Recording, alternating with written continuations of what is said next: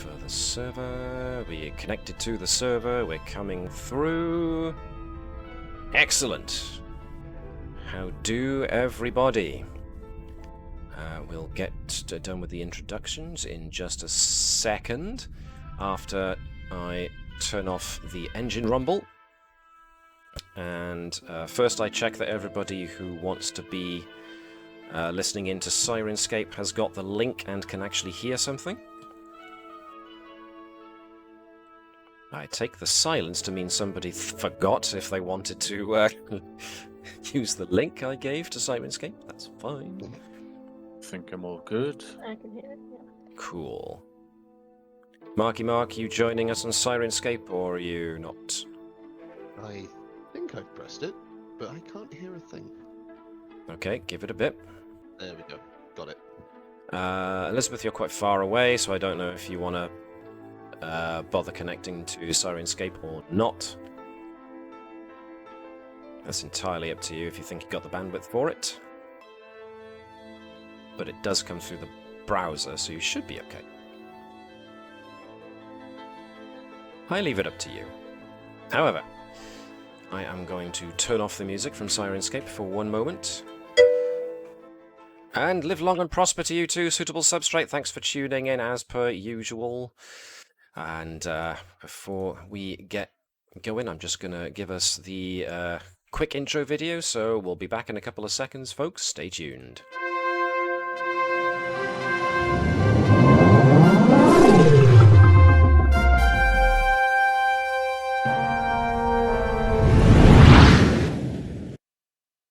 And hello everybody, welcome to the further adventures of the USS Combs. I'm MJ, the GM, otherwise known as Matt, and this is most of my intrepid crew. 4 out of 6, not bad going. So we will be continuing our adventures today. So the first thing I want to do is thank my crew for being present. And I'm just going to put Sirenscape back on so that folks know that there's something to listen to.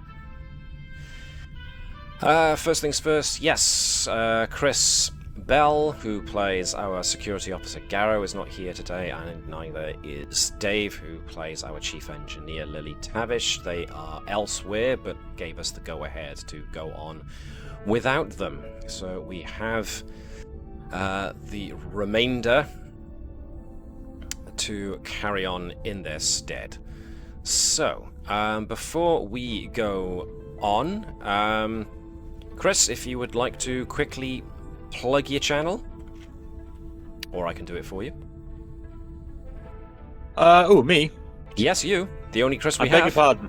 I beg your pardon. I'm very sorry. My dog was playing up. Aha. Yes. So I Is that what you call it? Don't worry about it. I have a gaming channel. Just youtube.com/@theattercrisp. I normally do like retro game reviews, but today, actually, this morning, hot off the press, I have a Steam Summer Sale Buyer's Guide. 20 odd games there that I really like, that I just gush about for 26 minutes and 53 seconds. Smashing. So yeah, that's me. I will be linking that on the YouTube video. If we need a link to Chris's channel on the Utter Crisp, give me one moment and I will just jump us straight there. Yeet. If I can find it. There it is. So for those who are watching on the stream on Twitch, I've just got it here up in my browser, but I'm also going to link it later on in the video when this goes up to YouTube. So yes, do have a look. There it is, Steam Summer Sale 2023. Give it a watch. See if there's anything you like there. In the meantime, anything else, Chris? No, that's me, I think. Thank you. Cool. Anybody else got anything they want to plug before we go on? Nope. Okie spooky. Well, I presume folks are here to watch us get up to more shenanigans. So, before we actually begin with the episode proper, is there anything anybody wants to ask in relation to the game? Any questions, relating to stuff you may have forgotten, stuff you think you should remember, before I go to the summary of what happened last week. I will take the stony silence as there's nothing. Okay, cool. So, if we cast our minds back to the heady days of last week, yes, everybody loves to ping. It's the thing I find we do most when now that Foundry has introduced the ability to ping, people do it a lot. It's very useful. But if you see random little pings going on the screen, that's just us playing with it, and I will be just as guilty as anybody else. Any hoops?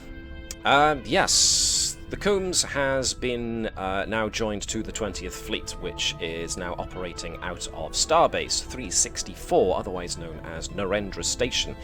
The station has been set up as the first joint Klingon Federation collaborative venture of exploration, most notably to explore that of the Shackleton Expanse, which is a region of space that has been largely unexplored up until this point.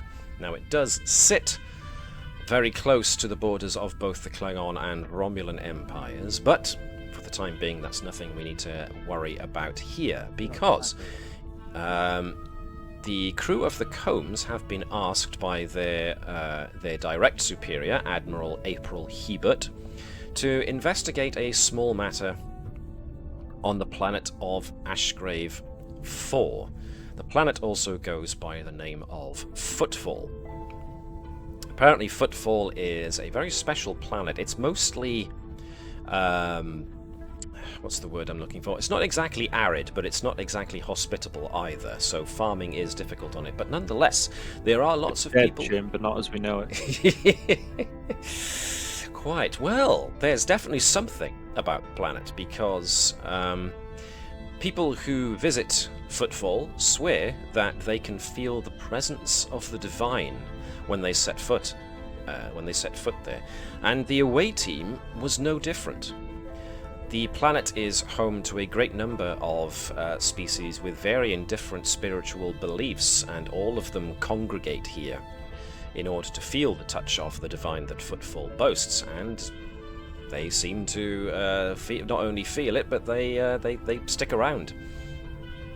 But according to the orders you were given by Admiral April Hebert, there is a slight security situation going on here on Footfall, in that there is a specific group of religious individuals who are starting to cause trouble on the planet.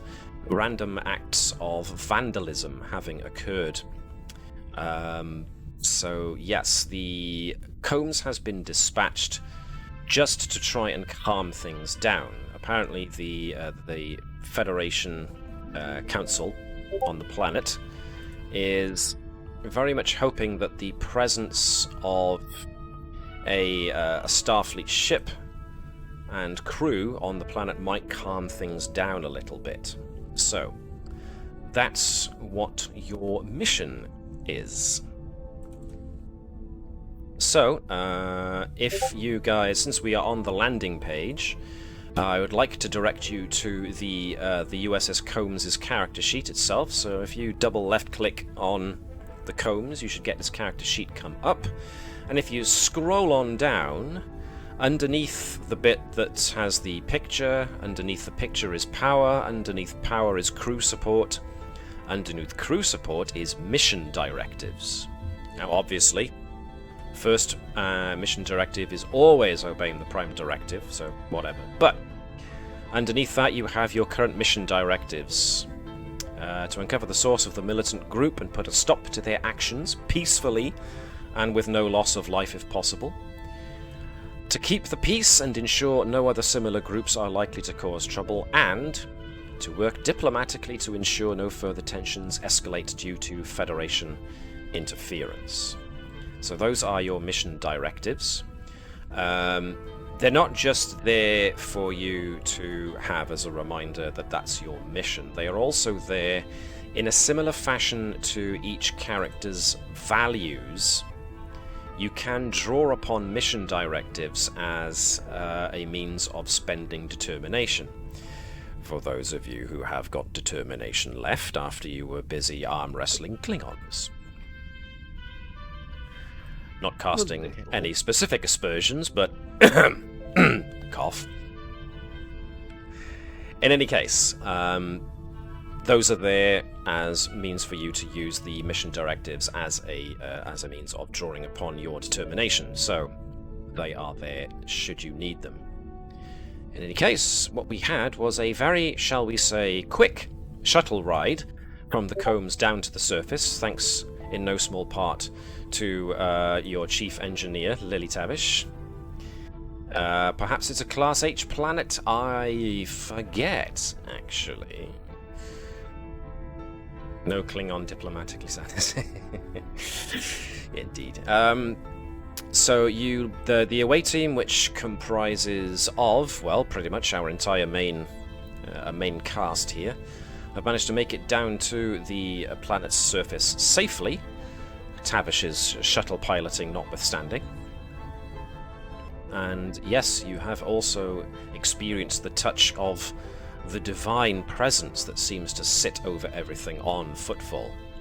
You all took readings of the place to try and see if there was anything in the atmosphere, any kind of biological, viral, bacterial energy, anything that could maybe explain the sudden sense of awe and wonder and whatnot that you're experiencing when you landed on Footfall. But so far you have been unable to detect anything. So, what that entails for you is, well, entirely up to you, but we shall see how we do as we go on. So I'm just going to put a stop to the incidental music. I'm also going to put a stop to the engine rumble, because we are now down on the planet's surface. So, now that you've actually landed on the planet's surface, was there anything specific after you've scanned the area for any clue as to what might be causing this feeling? Is there anything else you want to do now that you've not come to any conclusion in that regard?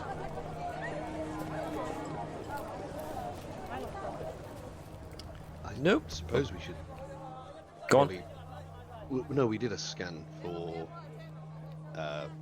military build-up, as well as other settlements outside. Yes, you did scan for settlements. Yes, you did. Quite right. So, yeah. A lot of farms on the outlying territories, but one big colony in the centre with the starport. Nope, I don't think there's anything we need to scan for that. I think we've done all the scans we can. Okay then. So the only place, really, that you've definitely got to actually visit would be the offices of the Federation. Now, what's the actual term they use? There's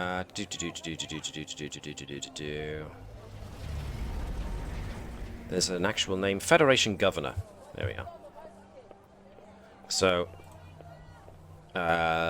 you did read up on some of the history of the planet Footfall and found that it is pretty much a neutral planet, because there are lots of different polities and alien species who sometimes don't get along and appear to be getting along just fine here on Footfall. So, so you have that going for you. But if you've got no other thoughts on where to go and what to do, then your best choice for the moment would be to actually have a chat with the lady in charge around here, which is the Federation Governor. So, I am going to move us over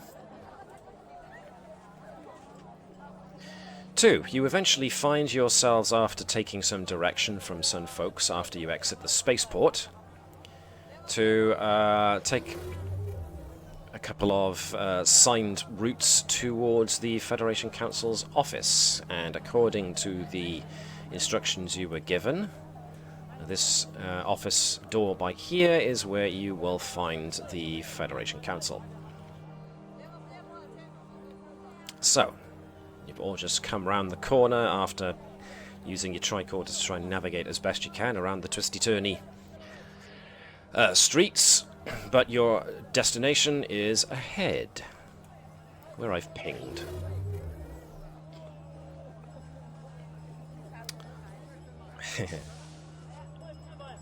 Okay, so everybody should be able to move everybody, so somebody's going to have to allocate themselves to move Garrow and Tabish.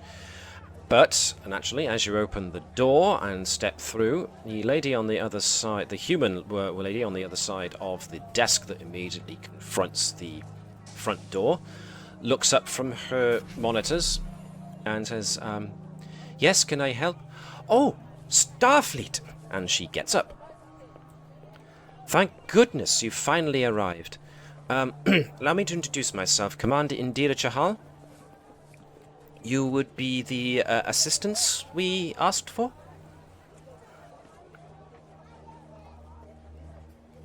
If you are, then excellent. I can't tell you how glad we are to have you.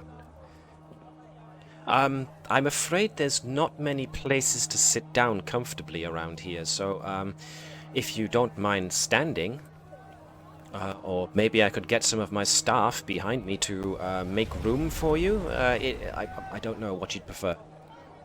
I don't mind standing, thank you very much. Oh, very well.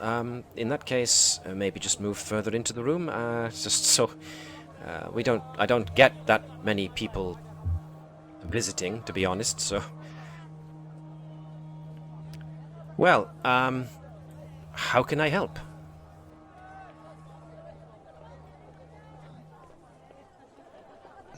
Commander Hopkins, you want to take this? Does Commander Hopkins want to take this? Heard reports of people vandalizing certain things, and we came to investigate. Ah, yes, of course. The Voices of Purity.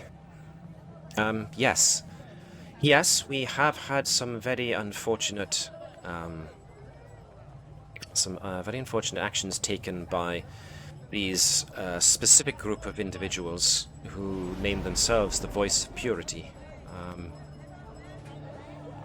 It's a great shame, really. I had more respect for their de facto leader. But apparently she and her group have decided that, well, vandalism is now an option that they're exploring as a means of gaining attention. Who is the leader?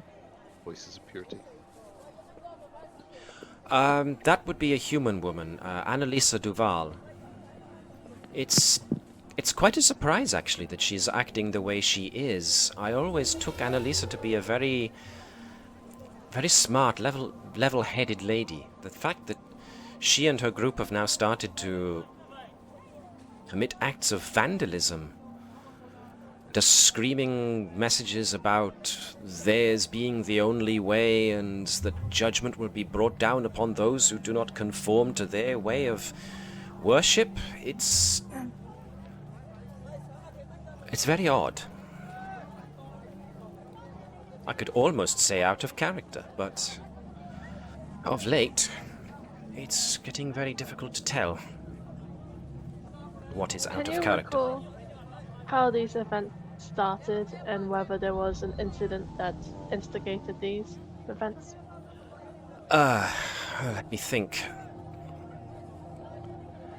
I recall at first there were a number of vocal demonstrations, possibly around about a month or more ago, I would have to guess. Annalisa and the rest of the Voice of Purity were basically staging protests outside of my offices here, outside of most of the major merchant vendors, and of course outside of the starport itself. They were vocal, but they were not violent, they were not committing acts of vandalism, they were just, I don't know, it's almost like they were pleading with people to conform to their ways of belief, as if they really do believe that something bad will happen to those who don't. Was that their only protest? No, all unfortunately not. It was not their only protest. As you can imagine, because of the vast number of different species and different spiritual points of view that go on here on Footfall, the Federation has taken has taken an approach to be a bit more light on how much we interfere with the goings-on around here on Footfall. As a result, it has kept us out of having to take too heavy a hand in any kind of action. We've never had to take any kind of policing action before either, before all this nonsense happened. But eventually, when people didn't start conforming to their ideals, they started committing acts of vandalism. So, Was the vandalism targeted at any particular group, or it was widespread? it appears to have been widespread. They would target certain vendors one night and target different vendors another night. And to be fair to them, the security footage shows that they have gone out of their way to ensure that nobody actually got hurt. Oh. Do you know where we would be able to find this group? Well, in that regard, maybe. We don't have planetary sensors that operate all that powerfully. Like I've stated, we're a bit of a hands-off or a light touch when it comes to governance here on Footfall, and as a result, well, we don't have things like powerful planetary shields or powerful planetary sensors, so what we do have is somewhat limited. Let's think. They might be hiding near their old commune, which is several kilometers outside of this, the main colony. I did send some of my staff there to try and commune with, to try and find the commune that they had established there previously, and talk to Annalisa's group, but those people who I sent to look at the place found it to be abandoned. I mean, you have brought more powerful technology along with you, so chances are you might be able to find something my people didn't. So you're perfectly welcome to attempt your own scans of the area if you like. To be honest, I'm at a bit of a loss. Are we able to talk with the vendors as well that were impacted? I'm sure I can set up something with somebody, of course. Are there other factions either involved or other groups? Or is Voices of Purity the only coherent group currently causing problems or currently? Well, the Voices of Purity are the only ones causing problems. Let me be clear. There are plenty of other religious groups around the place. In fact, the vast majority of them have set up their own miniature communes dotted out around the landscape outside of the boundaries of the main colony here. There are a vast number of other groups. We have Vulcans, we have Klingons, we have Andorians, we have Ketonites, we have all sorts. Everyone finds their way here, and for the most part, everyone has been cooperative, at the very least respectful of other people's beliefs. We do have a rule here that no religious edifices are to be built so that any group can then use the establishment of that building as a means of claiming that territory. Everybody is free to worship, they have to do it in private. No proselytizing, no announcing it to the streets. And it's worked well up until recently. But to answer your question, The Voices of Purity are the only ones in the history of the establishment of the colony here on Footfall that have taken actions like this. If you like, I can send a communication to some of the street vendors who've been affected. I can get them to come here and answer any questions you might have if you wish.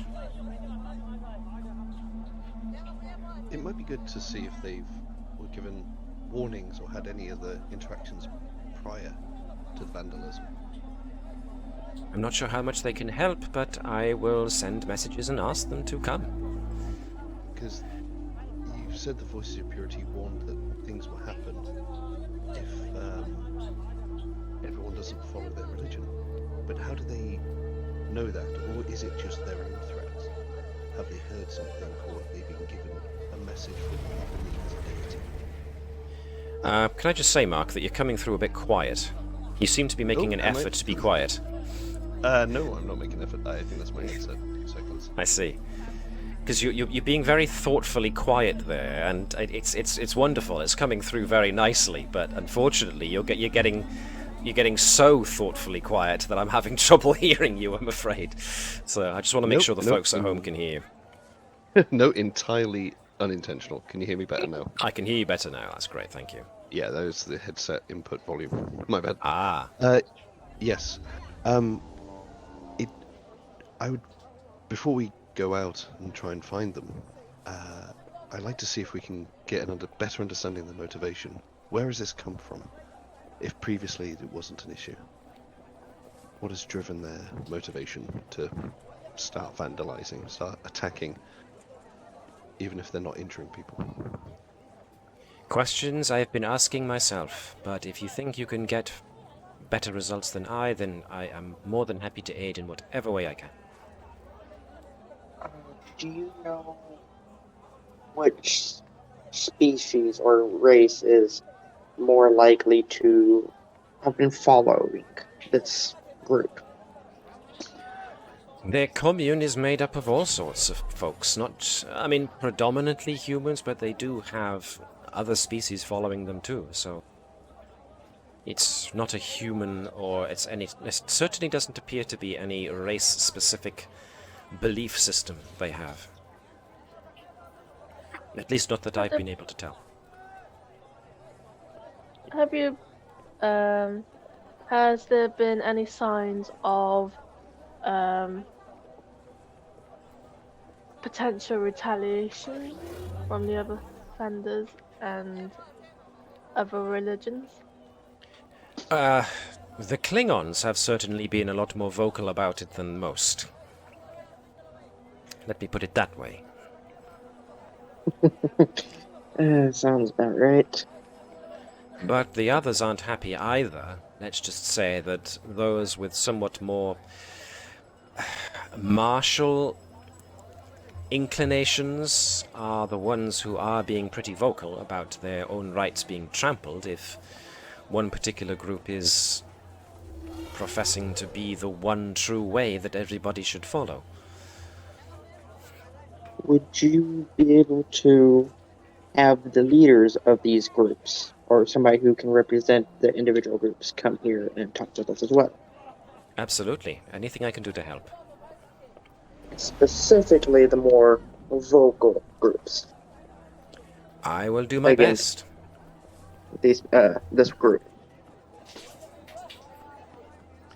Well then, feel free to make use of my staff and my offices while I try and round up some of the people for interviews, as you have requested. If there's anything you need, ask myself or a member of my staff. So, specifically, you've asked for the vendors who have been impacted by the vandalism and the heads of the various groups to come in. So these sets of interviews will take place over the next couple of hours, because, you've got a fair amount of people to interview. The overall impressions you do get, though, from everybody is that the Voices of Purity have been making themselves very vocal, but it doesn't seem the thing that seems to stand out every single time is that the vendors and the leaders of the other various religious groups, and when you see the list of the amount of people you're going to be interviewing, the number is actually quite staggering. You've got religions from all over the place. Some are from aliens and polities that are usually quite remote and don't have much to do with the Federation, but even they have found their way here to Footfall, and even they stay here. But like I was saying, the overall impression that you get is that the Voices of Purity appear to be... even though they are technically demanding everybody apparently change their beliefs to fall in line with that espoused by the Voices of Purity, everyone seems to agree that as well, in some cases annoying, in other terms alarming as it is, the overall impression that everyone has is that the Voices of Purity almost seem afraid for everybody else if they don't.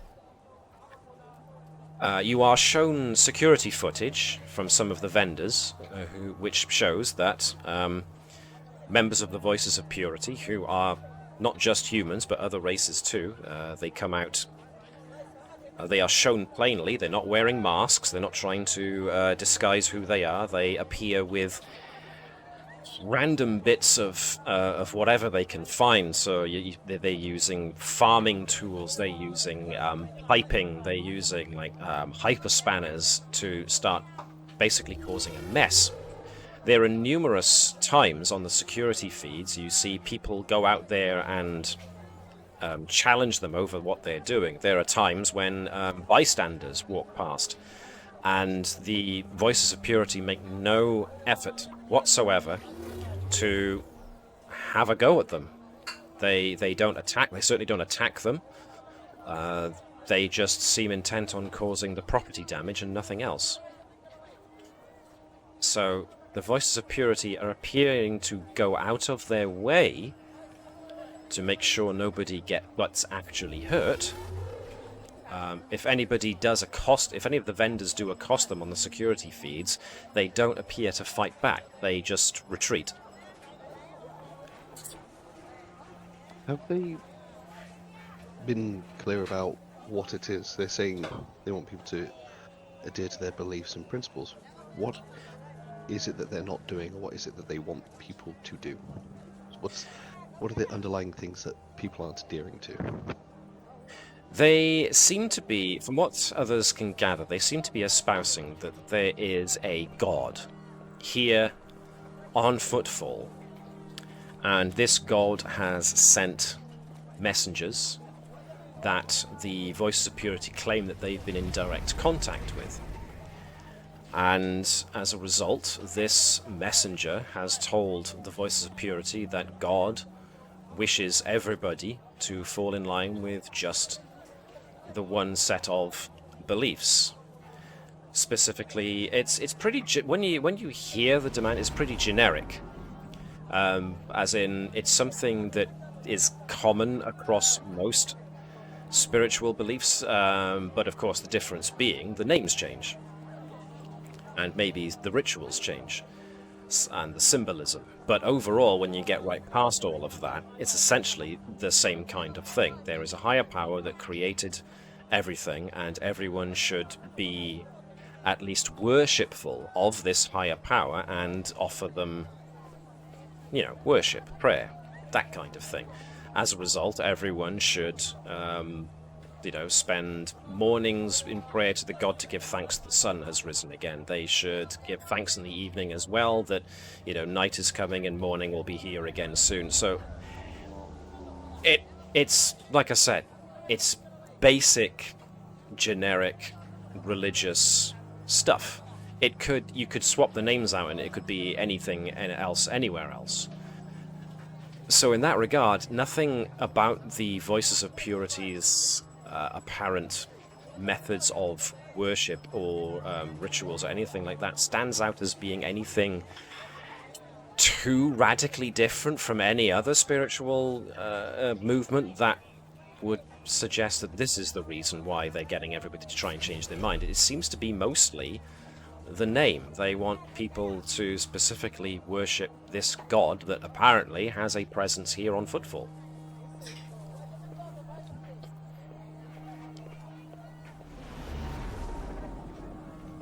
I would like to ask the staff of the station whether they've done any research and have encountered any anomalies or anything that might explain what they say is a presence. You will get the same answer every time. They have, Federation has conducted tests to find it if it's maybe the core of the planet is different, which is not. If there are any minerals in the planet's crust that could be giving off some kind of weird radiation, they haven't found anything. If there is maybe some kind of interaction with the system's star and the atmosphere of the planet, they haven't found anything.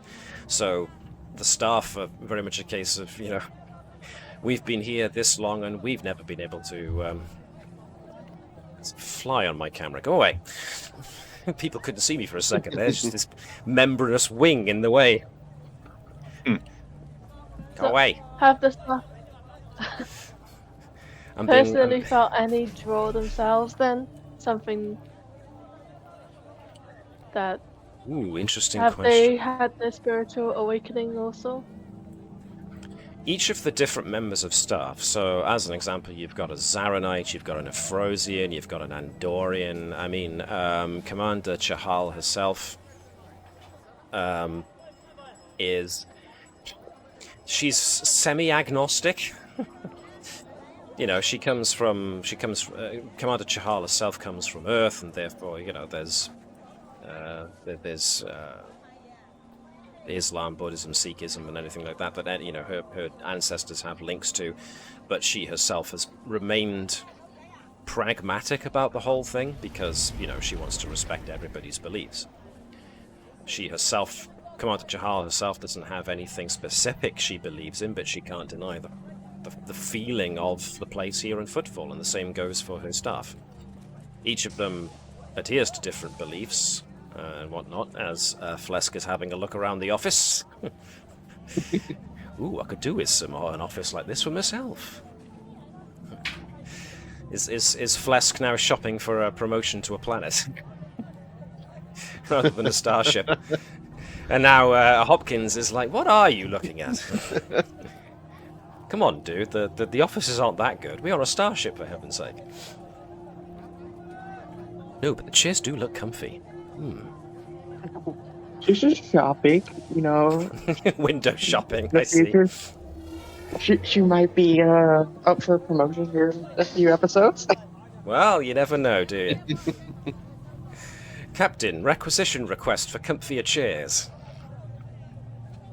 This is an Intrepid class. Why would you want comfier chairs? Anyway, off topic.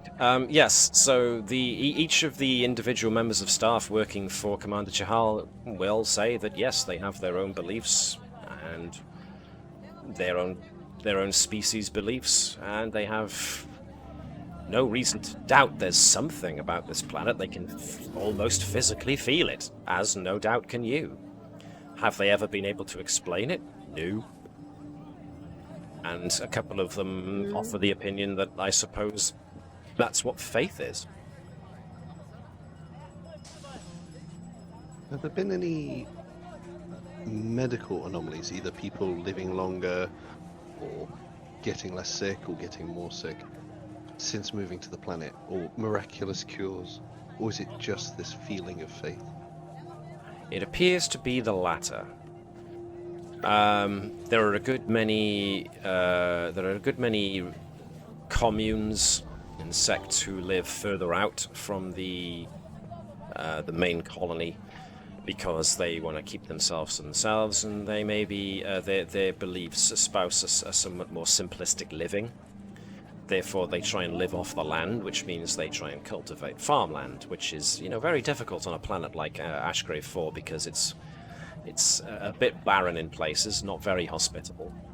It's possible to try and terraform this place a little bit with modern technology, but a good many of these communes try and use technology as little as possible. One impression you do get, though, is that the Voices of Purity seem to be one of these communes. One of the ones who try and live off the land and live simply. So again, they share that with a good many other spiritual beliefs, so... maddeningly unspecific, non-specific. With all the witnesses and security footage, can we get an idea of which direction they came or went in from the colony? Good point. Very good point. Okay. What you'd have to do then is to start probably looking at all of the different security footage, tying it all together, and then seeing if you can extrapolate a probable location. So this will involve a little bit of work. So we're talking about... This will be utilizing reason and science, I would have thought. Now, I don't think anyone has got... Actually, no, that's not strictly true. Your chief science officer has got statistical probability, so... Has anyone tested the fish? Thank you, suitable substrate. That might be in reference to a future episode, but for you guys, that's way off in the future, so, you know, no spoilers, please. But, yes, have you tried testing the fish? Yes, they have.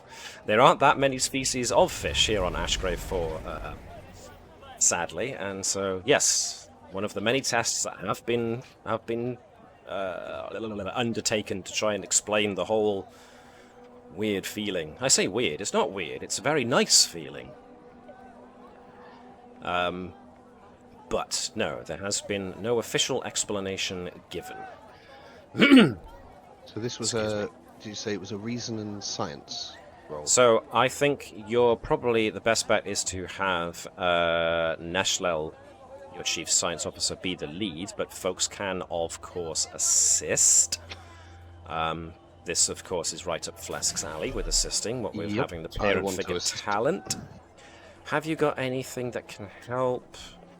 Not as far as focuses. This is just going to be a basic reason and science check for you with 1 dice. You do have 5 momentum in the momentum pool if anybody wants to spend any on grabbing any extra dice. But I am going to make the difficulty... The difficulty is going to be 2 for this, because you are working with, as Commander Chahal has noted, their sensor system is not as advanced as most Federation colonies, because it's quite low-key colony here, so... Their tech isn't quite as powerful as others, so you are working with slightly inferior systems. Excuse me. So, if it's just going to be Phlesc and Gurkow, then... I would go on. then probably recommend we use a momentum for an extra die. I don't know. Yeah. Gurkow, what are you thinking? I can do that. Cool. We have momentum to spend. You do? Yeah, that's it. So either one of you can be the one to buy an extra dice for 1 momentum. Well, I'm 10 reason, 3 science. What's your... 9 reason for science, but I can use my focus on statistical probability as well. Yes. In which case you should take the extra dice. Okay. So 1 dice rolled for Lieutenant Phlesc, please, and then Connie can roll 3 dice for Lieutenant Gurkow. So that's a success. You rolled low on a 6, very nice. Let's see what Gurkow get. Ooh, hello! Ooh. 4 successes, lots and lots of successes there. All right. So, It takes a little bit of time to work with, but thankfully, Neshlel's focus with using statistical probabilities narrows your focus parameters somewhat, and yes indeed, you do manage to get a definite exit vector and entrance vector that they use to come into the colony by. So using that, you're able to not exactly approximate, but you're able to give a pretty darned good guess as to which direction they go in order to escape. With that, there does appear to be an area that has a good many cave systems in that general area, which would make for a good hideout. Especially if the Voices of Purity's last commune has been abandoned, it suggests that they have set up shop in a new place. So using your extrapolation of the security footage, you've got a fairly good idea of where to at least start your search. How Nicely far done. is it away from the old place? It's a fair trek. In fact, it's a fair trek anyway. The mineral deposits in the rocks in the area, as well as the relatively small size of the group that you're looking for, will make it hard to accurately determine the place, so you will have to probably hike around the area in order to get a proper exact fix. So that suggests even if you take a shuttle or a transporter to that area, you'll still need to trek around the place to have a good old look. But that's what tricorders are for. Would calling the cones and using the sensors from the ship help narrow it down a little bit? Could do, yes. There's no harm in doing that. In which case, let's see.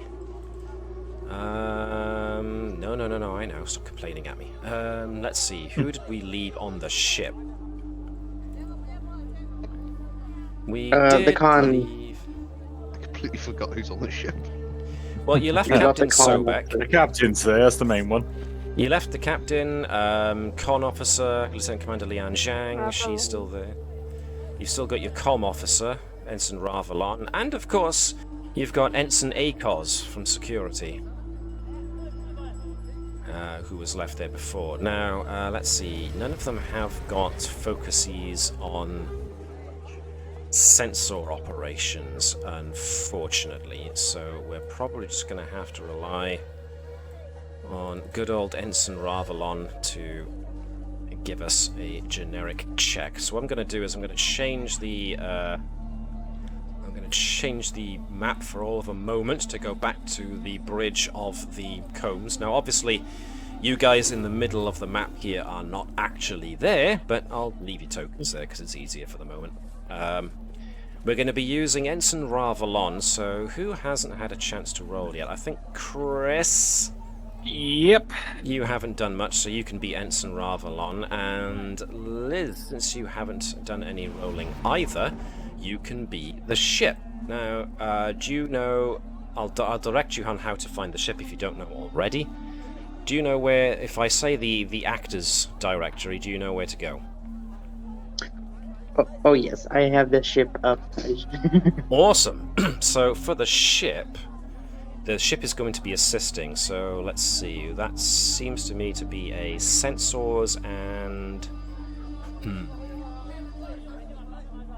Let me think. You are looking for life signs, so it would suggest sensors and medicine for the ship. The ship does have advanced sensor suites, which means that the difficulty of finding them will be reduced down. So you've got that. Okay, so it'll be 1 dice for the ship, and it will be 2 dice for Ensign Ravalon, who will be using control and science. Cool. 2 dice for Ensign Ravalon, if you please, Chris. Mm-hmm. The Combs with its advanced sensor suite has already scored 1 success. We get 1 success from Ensign Ralvalon. Cool. So sending a message back up to the ship.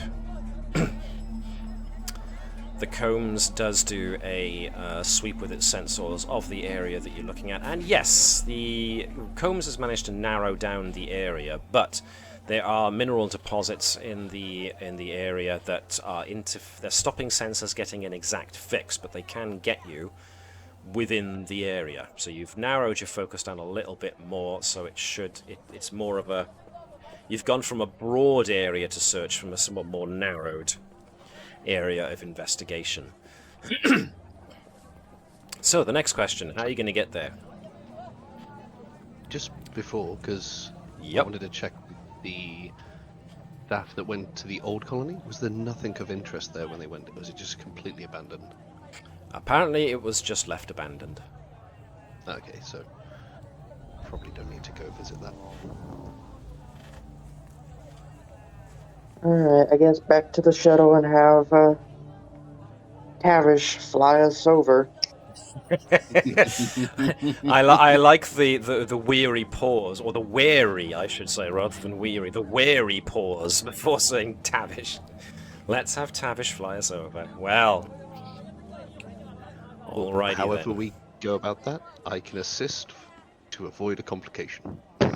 Yes, please. just putting that out there. I do So have maybe you extra could vehicular activity as well. You do. So somebody can suggest how. So maybe someone could watch over Tavish's shoulder to make sure she's not needlessly over-engaging the engines. But okie dokie. So you guys get warily back into the shuttle, with Tavish giving everybody a knowing kind of look. But there's no check necessary to fly the shuttle. The shuttle is easy enough to pilot. It's whether or not you rain Tavish down from stepping on the gas too much, I suppose.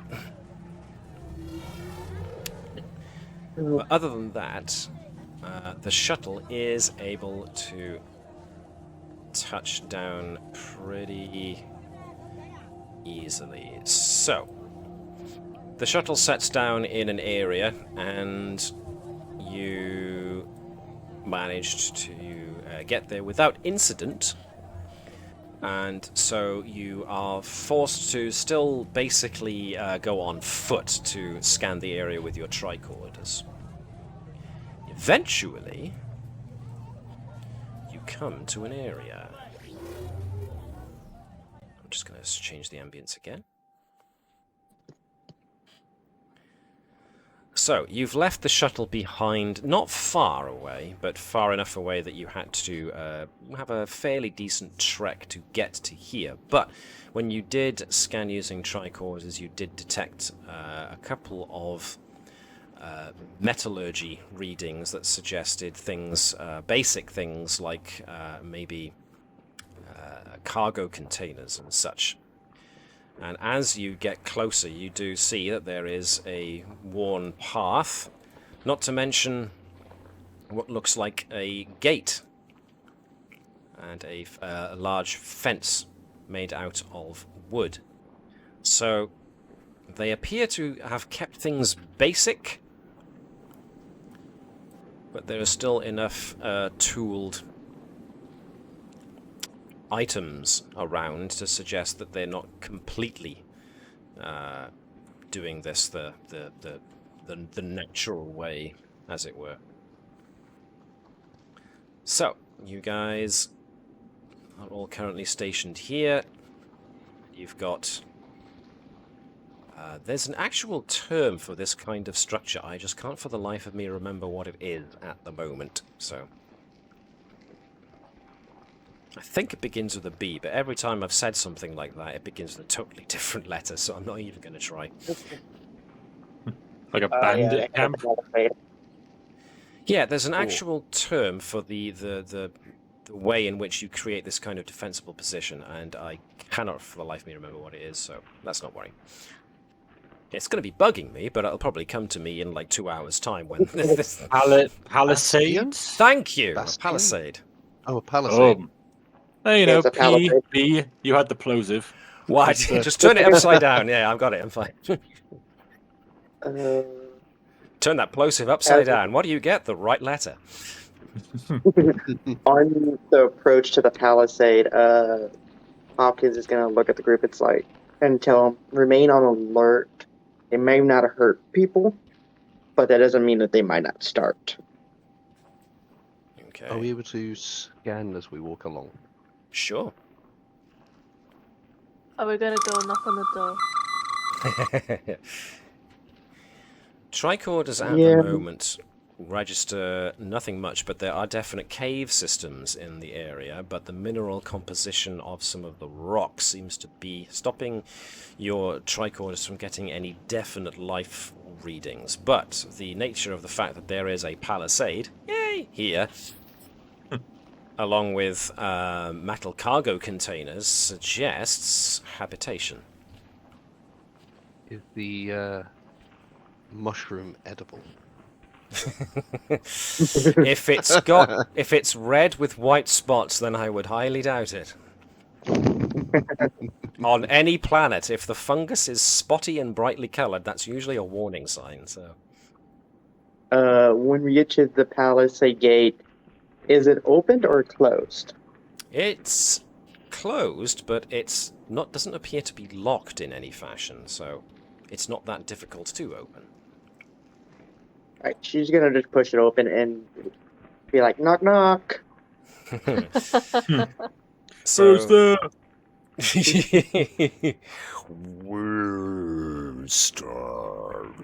Sorry, wrong franchise. That was our first cross-franchise reference of the day. 2 points if you can identify me the film in which it came from. In any case, yeah, the gate opens Never-ending fairly story? easily. Oh, I'm almost offended. No, it's not from Never-Ending Story. Anybody on chat want to edify our chief ops, our ops officer? Feel free to. Other than that, you enter into basically the camp. You find it pretty much as you see it. There's a kind of a funny mixture of more technologically recent stuff. So there's, automatically locking shipping containers, but there's also a lot of woodworked crates, building carts. There's even a very basic fire, so this does kind of match the MO of the Voices of Purity in that apparently they were one of the simple living type of folks. But at the moment, there's not much sign. At least, not until one of your tricorders picks up an energy surge. And that's when all of your tricorders pick up an energy surge.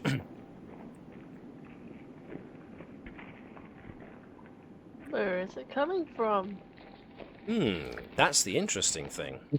It's coming from everywhere, all around. The energy, sudden and increase in energy, seems to be emanating from everywhere. Below us? Above us? Everywhere. Can I scan to determine whether it's coming from the environment or it's coming from a source and it's bouncing off the environment? Tricorder's scan indicates that there is kind of an ambient power surge that goes on that seems to emanate from nowhere at all, but now the energy emissions are beginning to change. Not only are they changing, but they're beginning to narrow, and as they narrow, forms start coalescing out of the air, suddenly encircling you. Oh, hello. What? They are horned, red-skinned creatures with long, terrible claws and snapping jaws. They Maybe have they're friendly. long tails Are that they swish back open and forth. to an arm wrestle? The answer to everything! Immediately pull out her phaser and set it to stun it. Well, this is a good point. I will always, unless you tell me otherwise, assume that any weapons you are firing are always set to stun. Because, let's face it, that's the Starfleet way. But there's also a game reason for it. If you do set your weapons to lethal, that's what we call escalating the situation, and that earns me, the GM, extra threat. So every time you escalate the situation, earns me extra threat. Therefore, I am always operating under the assumption that unless you guys tell me otherwise, that you are always firing with phasers on stun. So, what I'm going to do is, I am going to add folks to initiative. So, for those of you who have not seen initiative before in Foundry, if I can direct your attention in the chat column to the second icon from the left, a pair of crossed swords, and when you hover over it, it says Combat Encounters. What you can do, rather than left-clicking on it and having to switch back and forth all the time, you can actually right-click on the crossed swords icon for Combat Encounters, and it will open a handy-dandy little small window showing you the initiative tracker. And you can resize it, you can pull it around, you can put it wherever you want on the screen. So you don't have to keep switching back and forth to see what's going on. So everyone with me so far on that? Yeah, I only see one demon. That's the, fine, because they are operating as a group. I don't need to give them... Okay. I'm not giving them different... That's a good point, actually. Maybe I should. No, for the means of expediency, I won't. So, let's do it this way for now. Now, ordinarily, initiative can, and I say this as an option, it can be ordered if you have no real idea which order you want to go in. Those with a higher daring will tend to go first. But, in Star Trek Adventures, the player characters are always assumed to go first. So it will tend to go as one of you, one of them, one of you, one of them, one of you, one of them, until the turn has... we've run through everybody, and then we start a new round. And it'll go like that. There are ways of having not just one of you go and then an enemy go and then one of you go and then an enemy go. You can have more than one of you, the player characters, have an action or two taken by doing what's called seizing the initiative. That will cost you 2 momentum, but it will allow your character to act basically in the place of an enemy NPC. So it's up to you if you want to do that momentum spend to make sure you guys go first. Otherwise, I will assume it's going to be you, them, you, them, you, them, you, them. To that end, is there anybody on your team that you would like to go first? I feel like Garrow should probably go first, right? Get his shooty bang bang stats. Yeah. If anybody's in agreement or opposition? No opposition. I do have parent figure, but also desperation breeds inspiration, so I could use that value for determination as well to give an extra dice. Okay. This does. I do have hand phasers too. Yes, you do. Yeah, So I type get- 1 phasers, but they're still set to So, non-lethal. that's cool. Yes, that's all groovy. So we will get to that in the next bit. So we want to assume that Garrow goes first. So what I'm going to do is there is a button on Garrow that I'll press to activate him. Boop! So he now appears at the top of the initiative list. So he's now activated. Garrow, like any other character, has 2 actions that he can perform, a fast action and a slow action. A fast action can be anything from moving from one area to another. In that regard, I am going to split the area in 2, kind of along that axis. So each of these demarcated areas are different zones. So if you're in this zone here, like Tavish and Gurkow, then you can use a fast action to move to a different zone. Obviously, moving around in the same zone doesn't take an action, it's fine.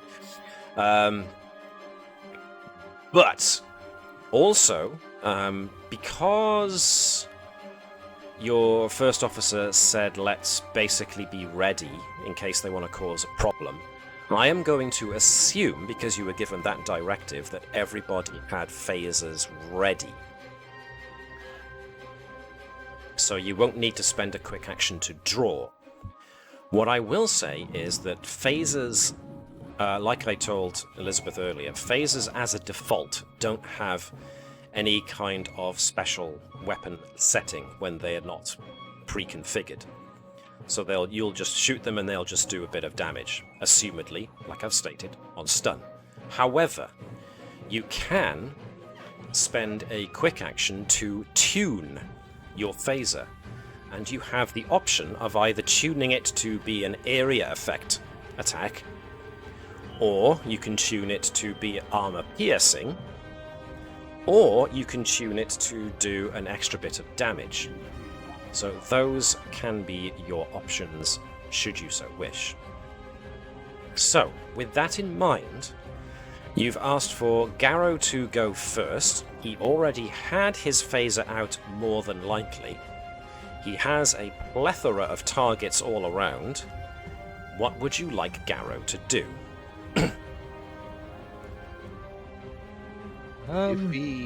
If we spend that 2 momentum, is it only one character assists, or is it all of us assist? If you spent 2, I'm assuming that's because you want to seize the initiative and have someone else go with Garrow? At the same time, yeah. Get the initiative and try and take out some of the enemies. Yeah. So you could spend 2 momentum, yes, to seize the initiative, and you could get maybe Phlesc to have his action more or less the same time as Garrow, yes, so that you could assist. That is possible. If that's okay with everybody else. Because you will be spending from the momentum pool. But it'd be 2 momentum per assist for initiative. It'll be 2 momentum for, yes, if anybody else wants to jump the gun as well. Okay. Would it be worth having Tavish assisting then, if they're on either side of the areas? Yeah. Because it's either get someone on the same side as Garrow to take out those 2, or try and knock out 1 from each side. If they do set it to a wide area already. Oh, yeah, how wide's a wide area? Well, the way wide area works is you nominate 1 target, let's say this one, and if there are any creatures adjacent, any enemies adjacent, it'll include them. For every effect that you roll on the damage dice, so when you roll damage dice, occasionally you'll get a dice with the Starfleet insignia on it. That's called rolling an effect. And if with an area effect you roll an effect, you get to add an extra target in the same area. So let's say you were aiming for that guy, like I noted, and you roll an effect on a dice, you could include this guy, taking the damage also. And if you rolled an extra effect as on top of that, then you could add this guy. So every effect that you roll could add an extra target in that area. Is that clear enough? Or do I need to explain that again differently? No, that's clear. So it's adjacent within 2 to 3 tiles. Tiles don't matter so much as the Okay. area that you're in. Star Trek Adventures doesn't work like the fifth edition or Pathfinder, where you measure distance in exacting, feet or meters or whatever. We don't care about that. It's just zones. Okay. Well, I don't know which one we should go for, but I think we've got a 4 momentum pool. We should seize initiative. Everyone all right with that? I think that's the right. Yeah. With a full pool, we might as well. All right. So I've knocked 2 off. So so it's going to be Phlesc with parent figure that's going to be assisting, or is it going to be Tavish? I don't know. What does everyone think? My idea was just to do the initiative, not necessarily which character. If we want to take out both sides, maybe Tavish. Okay, let's go for Tavish. So she doesn't see so you want anything Tavish to else. seize the initiative and go basically now? With Garrow at the same time, yeah. So we'll activate. We'll activate Tavish, since she was the one directly doing so. Tavish is going to do what? The area effect attack that you were talking about? Or is she Yeah, just I going to think roll so. to assist Garrow? Oh, yeah, no, area effect. Area effect. Okay, cool. So, Chris, because Dr. Sott, even though he is basically like Dr. Mbenga and is an action hero level doctor, it seems so far. Do I have any of that magical green, like super serum, just tucked away all this time? I think it's called an adrenal shot, but who knows? Combat stims. Cool, can you imagine the hangover afterwards, though, as well as the bruises? Oof. Any case, I think the 21 would be okay. yeah. Let's go with Chris. You can be Tavish for now. Hopefully, you can access Tavish's character sheet. I can. Cool. So we're going to assume that the quick action for Tavish is going to be tuning the phaser to area. So what you need to do now is to give me a control and security test with basically 2 dice. Tavish has no focuses on weapons or phasers, so it's just going to be an out-and-out check. Oh dear! There was a complication. Now, Tavish does have the option of spending a point of determination in order to try and re-roll that 20. Or you can accept the complication. I wouldn't mind re-rolling. Things are a bit dicey. It's 6 on 6. Maybe we should try and get the upper hand as fast as we can. Yeah, I agree. I Tavish has don't want to got- go into the ethics of spending another man's determination points, but desperate times. Well, Tavish does have where there's a will, there's a way, as well as cool in a crisis, so could justify it that way.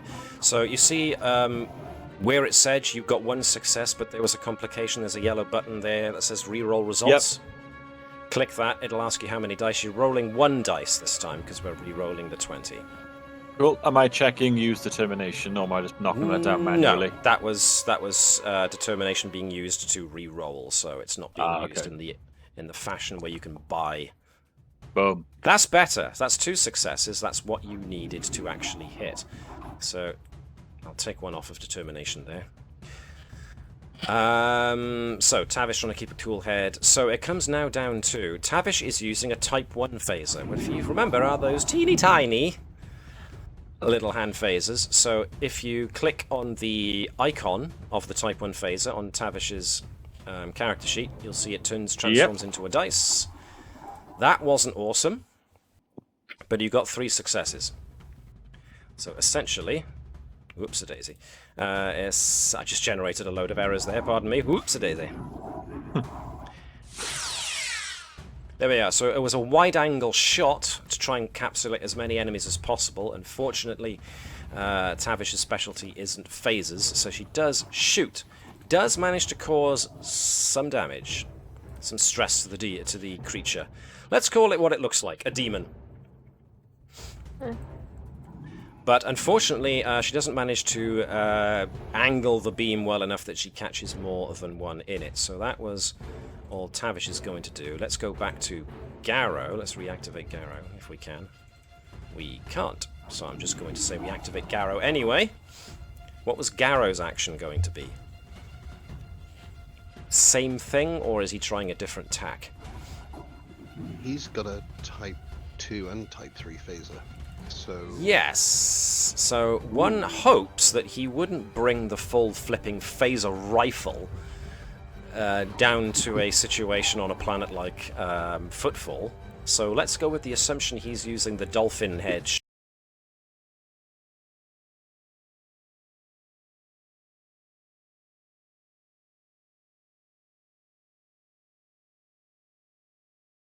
It was seeing What how was that, much Liz? damage. Oh, I was saying, just be lucky that Hopkins doesn't have the bat lift. Well, yeah. Although in this situation with, demons, who knows? But yes, definitely. The Batleth would have been an interesting choice. What was your point, Mark? Sorry? I was going to just ask the team, is it worth trying the extra damage quick action to see how much damage we can do focusing on one? Seeing as we Yep, weren't so able to- Garrow can retune his phaser to do damage rather than area effect. Perhaps, yeah. We'll just knock one out of the fight nice and early. Cool. Which Yeah, target would you like possible. him to go for? Just nominate me a target. Gotta be this fella, right? He's already taken a hit. But we Go have for the to move weak one? in an area, right? No, he's not in the same area. Oh, and I beg your pardon, sorry. Well, he can still fire into a different area because it is a ranged weapon. So he has coverage enough to shoot pretty much anybody. Phasers aren't, unless they specifically say that their range is, close or extreme close. It is assumed that it can at least make the nearby area. Cool, So- I'm sticking with that fella then. Sticking with the one that's already weakened from the attack. Mm-hmm. All Yeah, right. go for it. So is let's see. there a distance problem? No distance problem whatsoever. Oh, then yeah, go. It's clear line of sight. Yeah, go for the weakened one. It's So in let's see. XCOM, fortunately. Let's see. Chris, you were Tavish. Mark, you're probably going to have more luck if you're Garrow rather than Phlesc, so let's go with allowing you to be Garrow for the minute. Okay. So this is going to be a control and security task from Garrow. He's spent his quick action to tune his phaser. He'll spend his slow action to actually fire it. Is Garrow spending momentum to gain an extra dice, or is he going with what he's got? Which is not insignificant. Trying to think if... No. Keep the determination. I don't think it's worth spending momentum right now, so stick with what we've got. Alright. Control and security. The difficulty is 2. Let's see what you get. He's got focus on hand phasers. That was... Oh, no! Okay. Ooh, So the good news is you got 2 successes, which was necessary to... The fact that you got both ends of the spectrum in the same roll is amazing. Now, once again, you have the option of spending a determination to re-roll the 20 if you want. Yes. Alright. We'll go with every Oh, no. problem has a solution. A 1 and a 20. My god. Yep. It still does not match that time that Dave rolled a double 20. That has yet No. to be bettered. It's like you fired a critical hit on the demon, but the recoil made you smack yourself in the face with the phaser. Well, I was basically going to set the neighborhood on fire, actually, but if you are spending a determination to re-roll that 20, then it doesn't happen, thankfully. So. Yeah, I'm just... There we go. All right. So, So the good news is the shot does, but you need to re-roll the 20 to see what we get. So that yellow button, when it says re-roll results, Yep. press that button. It'll then give you the usual thing. Knock the slider down to only 1 dice. Keep tag that he's using focus. Cool. And roll. And I've taken determination off. But don't tag that he's using determination for this. I've not. So it comes out as 2 extra successes. We got 4 successes to that hit, which is cool. So he Boom, needed 2 to headshot. hit. Yes, quite. So he needed 2 to hit. He's got 2 over. So you've got the option now of either banking the 2 that you got over to put a full momentum pool, or spending those 2 extra to do 2 extra dice of damage, or a bit of both, where you bank 1 and use 1 for extra damage. I think bank 1 extra damage. So what you can do for me then is, if I bank the 1, so it goes back in the momentum pool, where you've got phaser type 2, press the icon so that you roll the damage for phaser, but then after that, there's a red button that says perform challenge. Press that, and it will ask you how many extra dice you want to roll. Just roll 1, and we'll see what we add. Ooh, not bad. So you roll an extra 1. So that's actually 10 successes for effects. Garrow was going for the vicious quality on the weapon, which means every effect does an extra point of damage. So that's actually 14 that his phaser managed to hit with. He evaporates the demon. Lovely. The demon basically disappears in a path of fire and brimstone. That's all Garrow can do. Whoever's next, use that momentum on whichever one you target. Let's just get rid of them. Right. I am actually going to add these, because otherwise keeping track of which one I've used and which one I haven't is going to be a bit of a pain. So I'm activating this demon. This demon is going to go for the closest one, which is Neshlal. So this demon is going to come in and use its claws. This is going to be a fisticuffs fight, which, if you recall, is hand-to-hand combat can be dangerous for both the instigator and the instigatee. So if instigatee is even a word. If it's not, then I've invented one, and I've at least been I've at least made my mark on language history and that, and I'm gonna stop now. Blah blah blah. My point being, daring and security is needed for the demon to try and attack Neshlal, but Neshlal gets to roll daring and security of her own, and gets to add her focus of hand-to-hand combat. Come at me. Basically, come at me, bro. But the demon got 3 successes, so Neshlal needs to equal or exceed in her defensive fisticuffs. She did not, so the demon got 2 over Neshlal's, which means the demon gets to add those 2 to its damage, which is what I will do.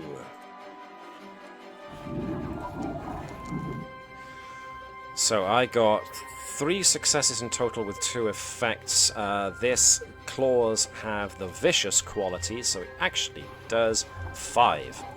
That's 5 stress off of Neshlal. Now, let me reiterate, for the folks at home and for the folks here, losing stress does not necessarily mean you've taken damage. It means stress doesn't always equate to hit points like they do in computer games and other role-playing games.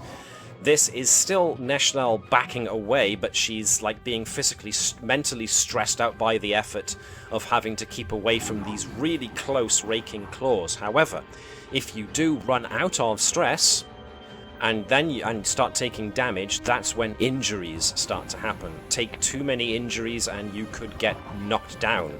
If you get knocked down from injuries and take extra damage, you could die.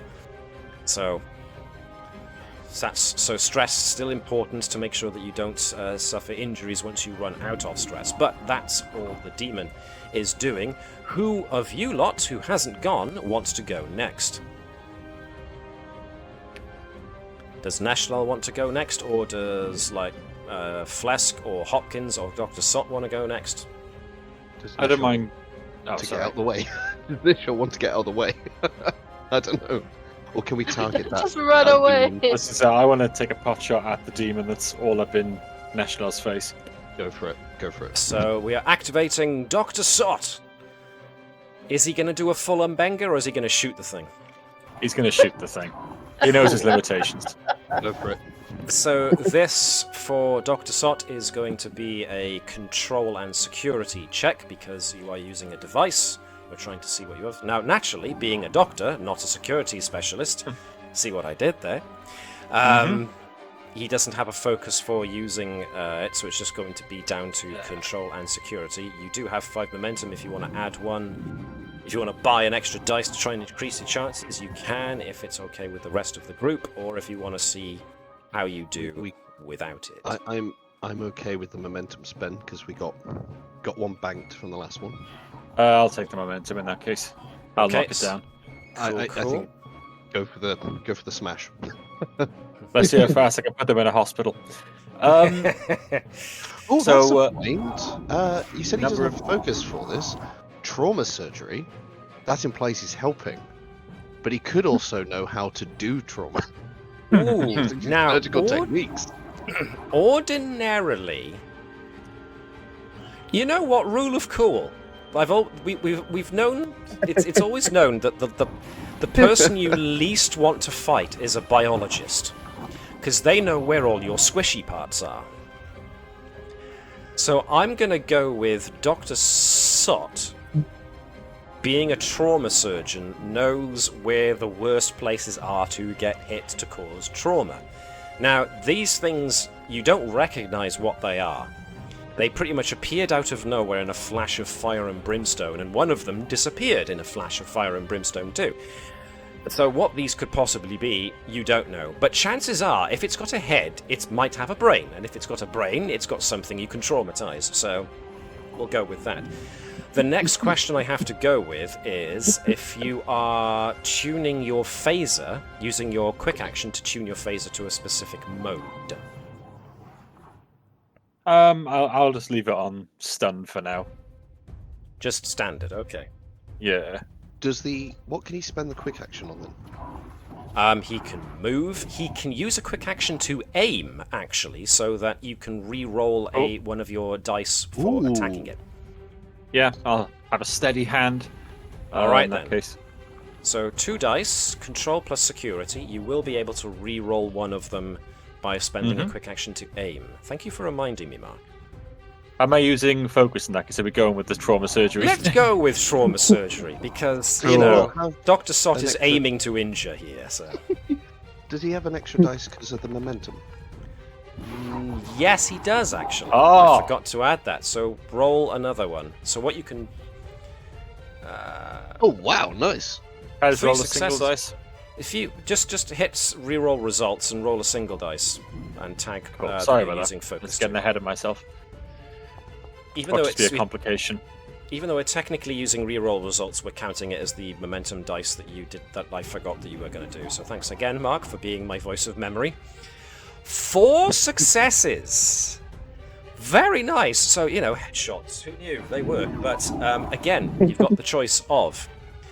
and you don't need to use your reroll for that either, because you got a cracking hit there. So, again, you got 2 over what you needed. So you can either use the 2 for extra damage, or you can bank them both, or you can bank 1 and add 1 to damage. What would you rather do? Bank 1, add 1. Okay, so I'm going to bank 1. You can now go to your character sheet and use the Type 1 phaser to roll damage, and then you can use the red Perform Challenge button to roll an extra dice to see what we get. Number of dice in pool 1, is it? 1, please, yes. Just rolling an extra challenge dice, and you got 1, so that's not bad. 4 in total.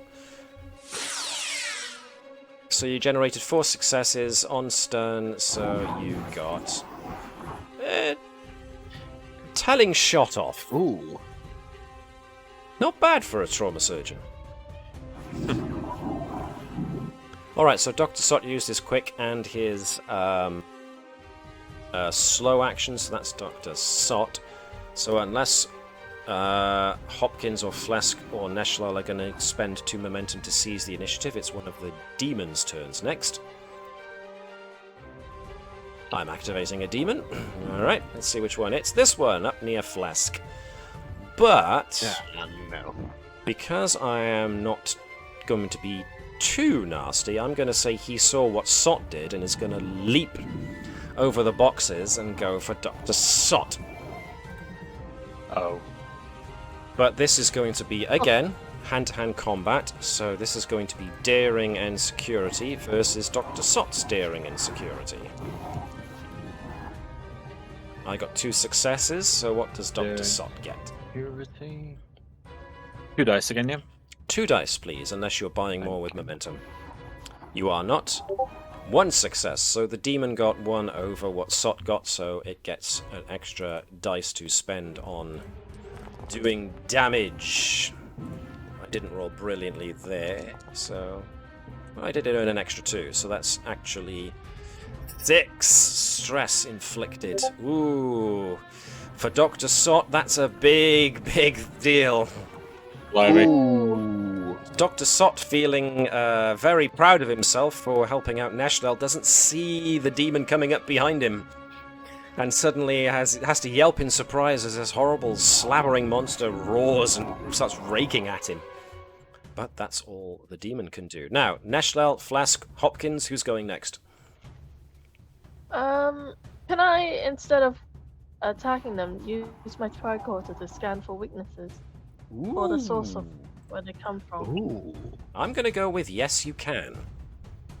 Oh.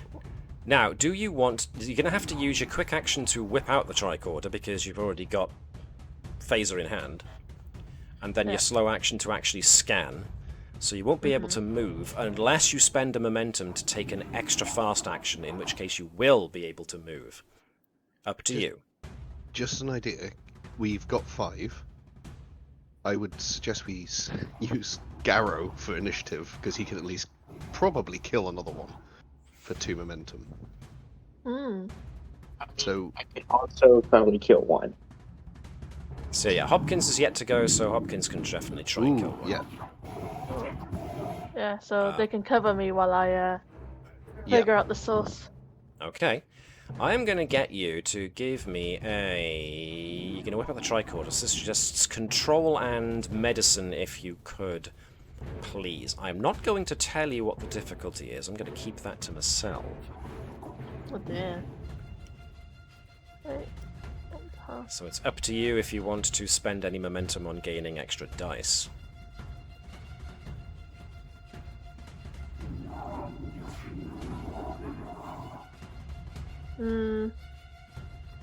Okay. I'll use a momentum to get extra dice. Okay, take 1 from the momentum pool. Roll 3 dice rather than 2. Yeah. Control and medicine. Now, you don't really have any focus, what the hell it is. I mean, these things aren't plant creatures, so you can't use botany. So you're just going to have to go with what you got.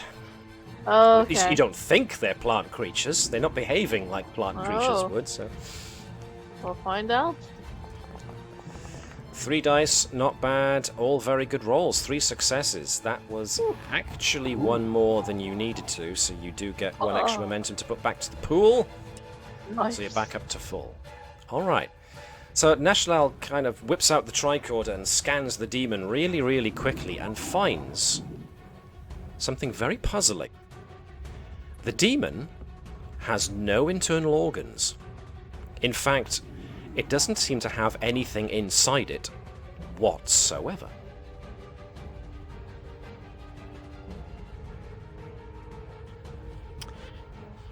What does that mean?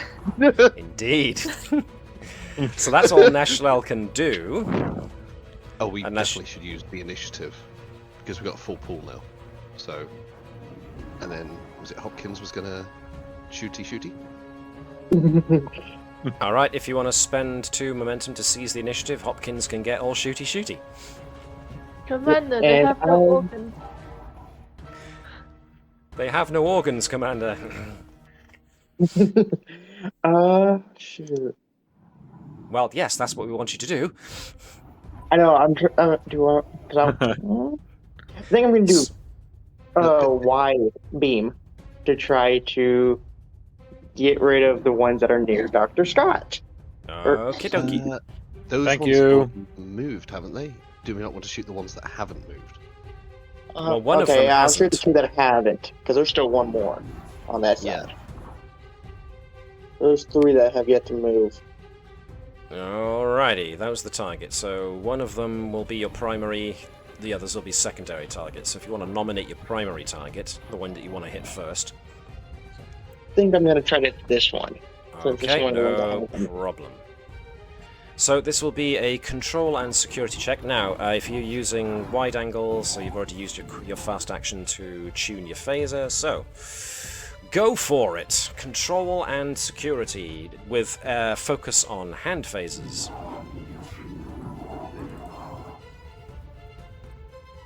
And that's... Oh no, you've already spent 2 momentum to seize the initiative, which was possibly a good idea. 1 success, which unfortunately means... it's a miss! So trying to encapsulate too many targets in one shot was a little too much, whilst also fiddling with the phaser controls to try and adjust it to a wide-angle beam. This unfortunately meant that the creature was able to skip dramatically out of the way. So Trasa failed to actually land a shot there, I am afraid. You said I don't have to spend anything to move within my quarter, right? Within this area, the zone that you're currently in, no, you don't have to spend anything to move. Cool. So she's This one. basically parkour leaping over the boxes and saying, hey, hey, hey, over here, I'm a distraction. Hopefully. Alright then, no problem. So let's deactivate you. It's going to be the next demon, which funnily enough is the one that you were causing a distraction for, so let's do that. The demon is going to be using daring and security versus Hopkins' daring and security. I don't believe Hopkins has got a focus for hand-to-hand combat, so it's just going to be daring and security. 2 dice, if you please. The demon got 2 successes. Let's see what Hopkins gets. 2 successes, so it's a no-score draw, as they say. So the demon comes at Hopkins, but she's able to dodge and duck and weave out of the way, so that the demon does not manage to land a single blow. She's comfortably out, just out of its reach. So, nicely done. Next up, it leaves Lieutenant Phlesc as the only one remaining of your team. Okay. Choices. I'm going to use the quick action to do extra damage. Okay, so you're shooting it to be vicious. Righty-ho. And then we're going to go for the closest demon, Alrighty. with next to the most injured party member. Or the close to being injured party member. Yes, let's Oh, not close- let the demons sorry, kill yeah. the one who can put you back together. Yes. Yeah. That's too much of a risk. So Going for the healers. Very smart.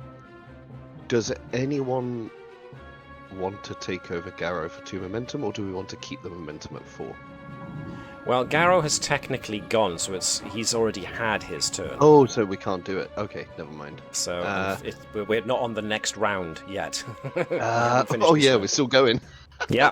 All right. So in case it's just me, Yeah. let's go for the demon.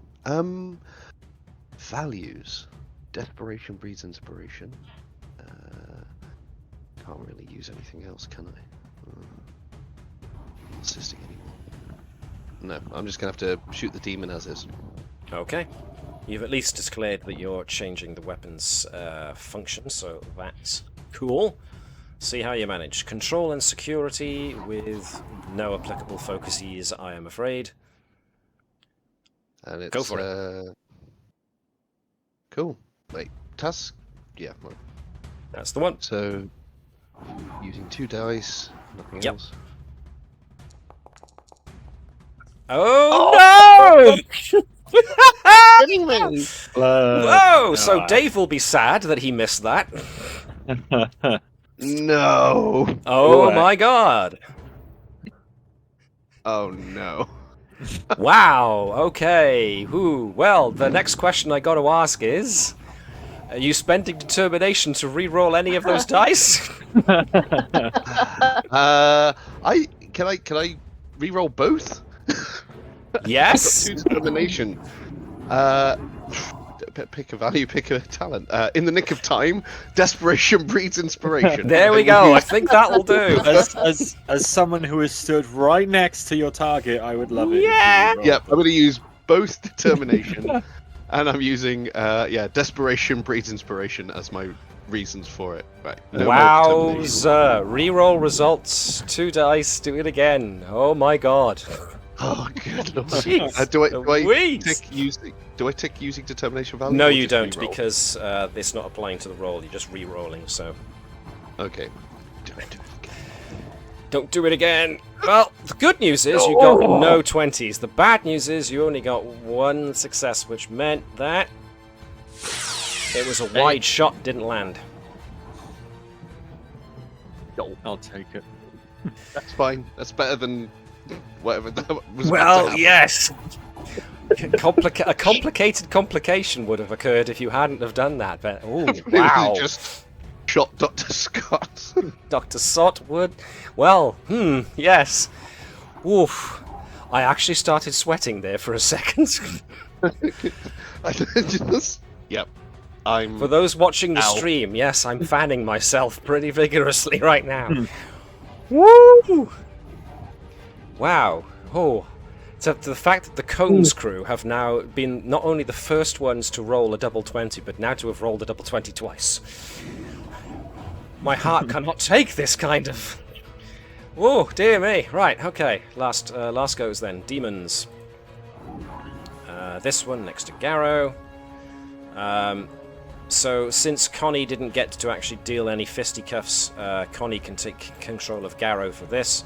This is going to be a daring and security check for the demon versus Garrow's daring and security. Garrow has got hand-to-hand combat as a focus, so he can use a focus. So Connie, if you would be so kind, roll daring and security for Garrow, if you please.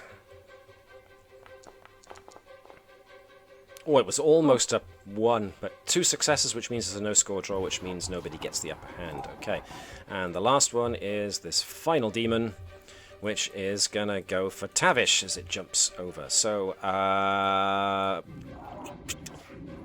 let's see. Do we let Mark near dice again? Not sure we do. So let's have Elizabeth. Liz, just for safety's sake, let's have you be Tavish and give me daring and security with no focus on anything. Just rolling 2 dice, daring and security. Let's see what you get.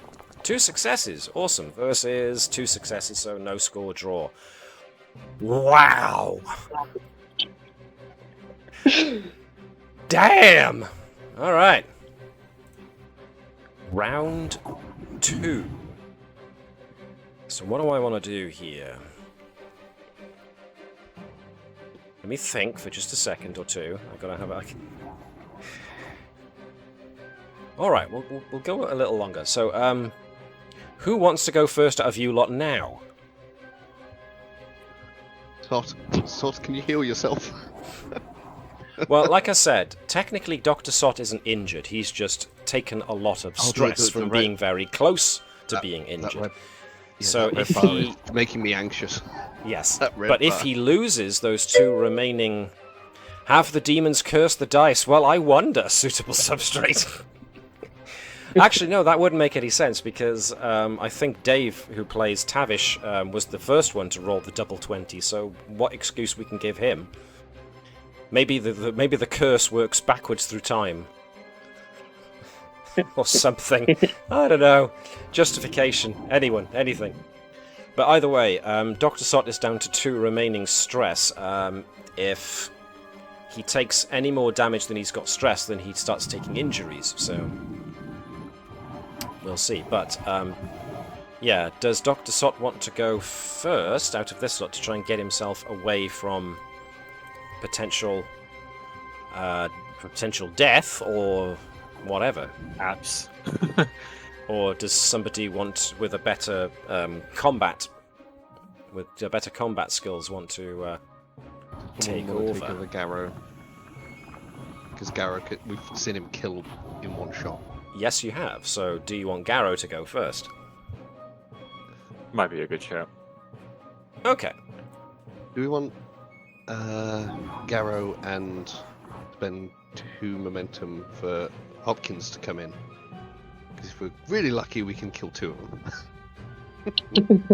Entirely your decision. It does mean spending 2 momentum to seize the initiative.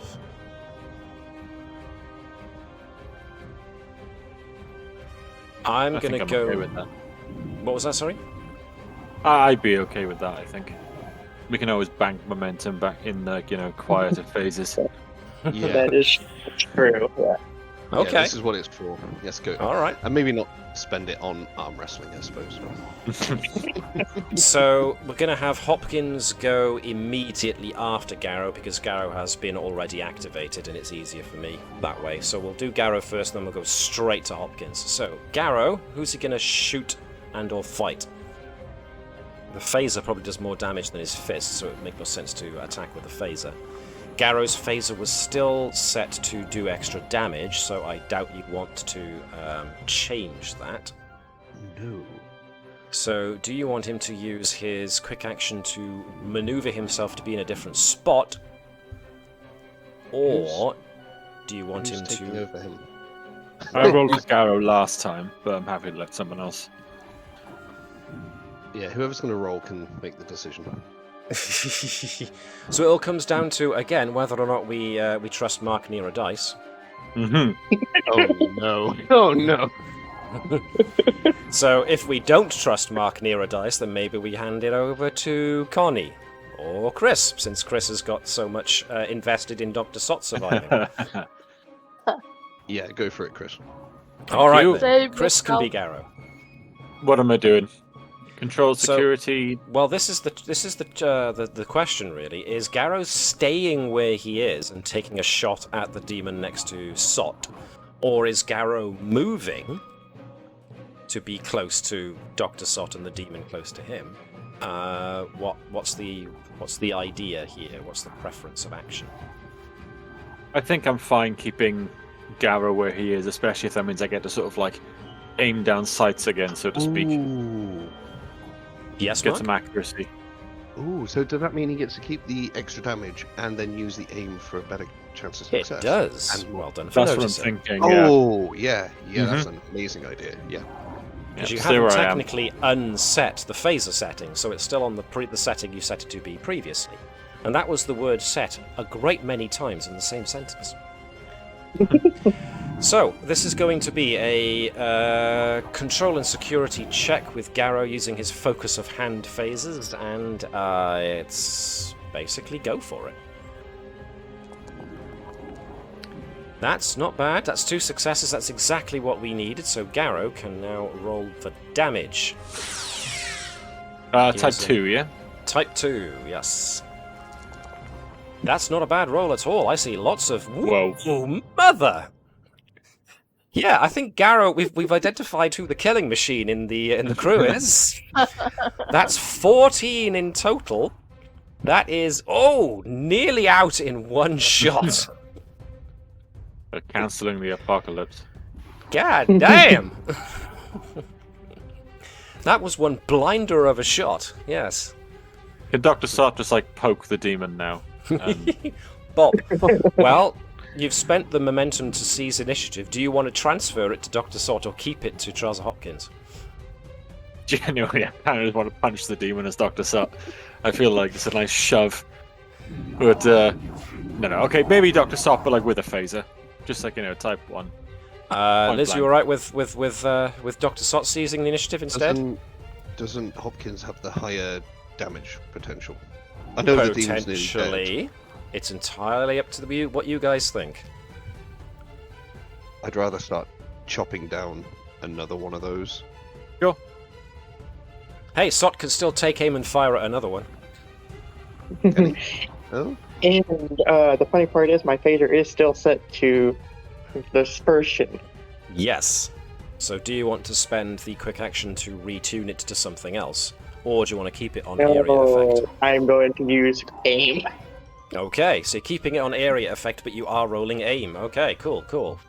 So you get to reroll one of your to-hit dice. This will be control and security. Nominate me your first target, please. Oh! Okay, you're going to probably want to reroll the 19. That guy. Yeah, okay, cool. Yeah, and then I'm going to use my determination to reroll it. Oh, if you want to use determination to reroll another one as well. Okay, because I heard you were using aim, so you can reroll one. If you spend a determination, you can reroll both. We're re-rolling both. We got just as many successes, unfortunately. Tough break. Tough What? break. Indeed. Okay, Oh, Matt, I am my. going to go with my knife next time. You're going to go with what, sorry? I am going to go probably with my little knife. Because Well, there's nothing Apparently. little about a knife, but can't yes, hit- I won't blame you. I can't hit with a phaser. So Hopkins is there going, just, you know what, sod this, throws it away, draws the knife, goes out. Bring it! Swords are fun. Go Excuse for me it, a Klingon. second. Yes, sir. Thank you very much. Delivery! Avon calling. Well, that's all Trasa Hopkins can do, I'm afraid. She went to aim, she went to fire, she missed. I'm a commander, not a security specialist. Speaking of, it's Demon's turn. Oh, excellent. And, oh no, it's the demon very close to Dr. Sott. Now then. Daring and security on the part of the demon versus daring and security on the... Ooh, that wasn't a very good roll. So daring and security on the part of Dr. Sott, please.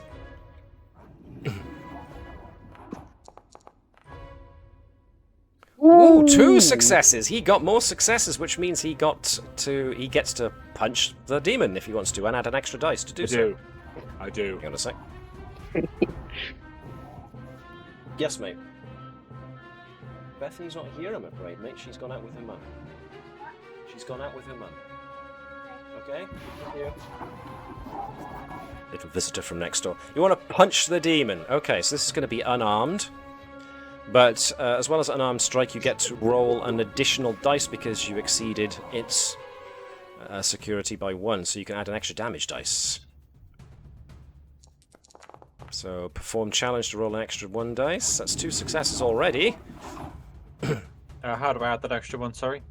There's a red button that says perform challenge Oh, on yeah, your sorry. character sheet. And then 1 dice. And then 1. So you got 2 successes in total, no effects, but that was enough to punch out a demon. And as soon as Sott swings and connects with its jaw, it just kind of... It falls backwards, roars and writhes around a bit before it disappears in a puff of fire and brimstone. So, yes, as we can see, hand-to-hand combat can be risky, as the demon found out when it tried to take on Dr. Sott. Who of your lot wants to go next? We've got Gurkow, Tavish, Phlesc, and Sott to actually go. Who wants to take their turn next? I can go. Alright. I'm gonna get my own back.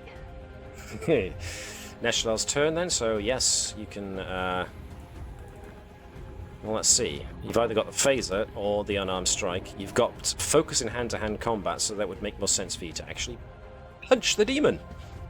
Yeah. I'm gonna wind up my fist. She's doing the Tellarite wind-up. Yeah. I'm gonna punch the demon.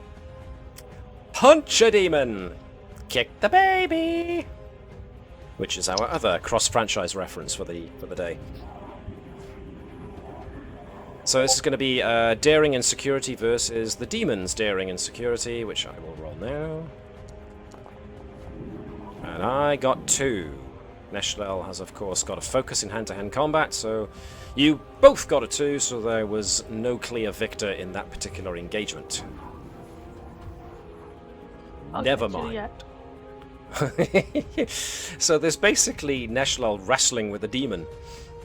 First the demon's on top, then she rings it around and starts beating down on it, and then it does the same, and they're kind of like rolling around in the dirt here.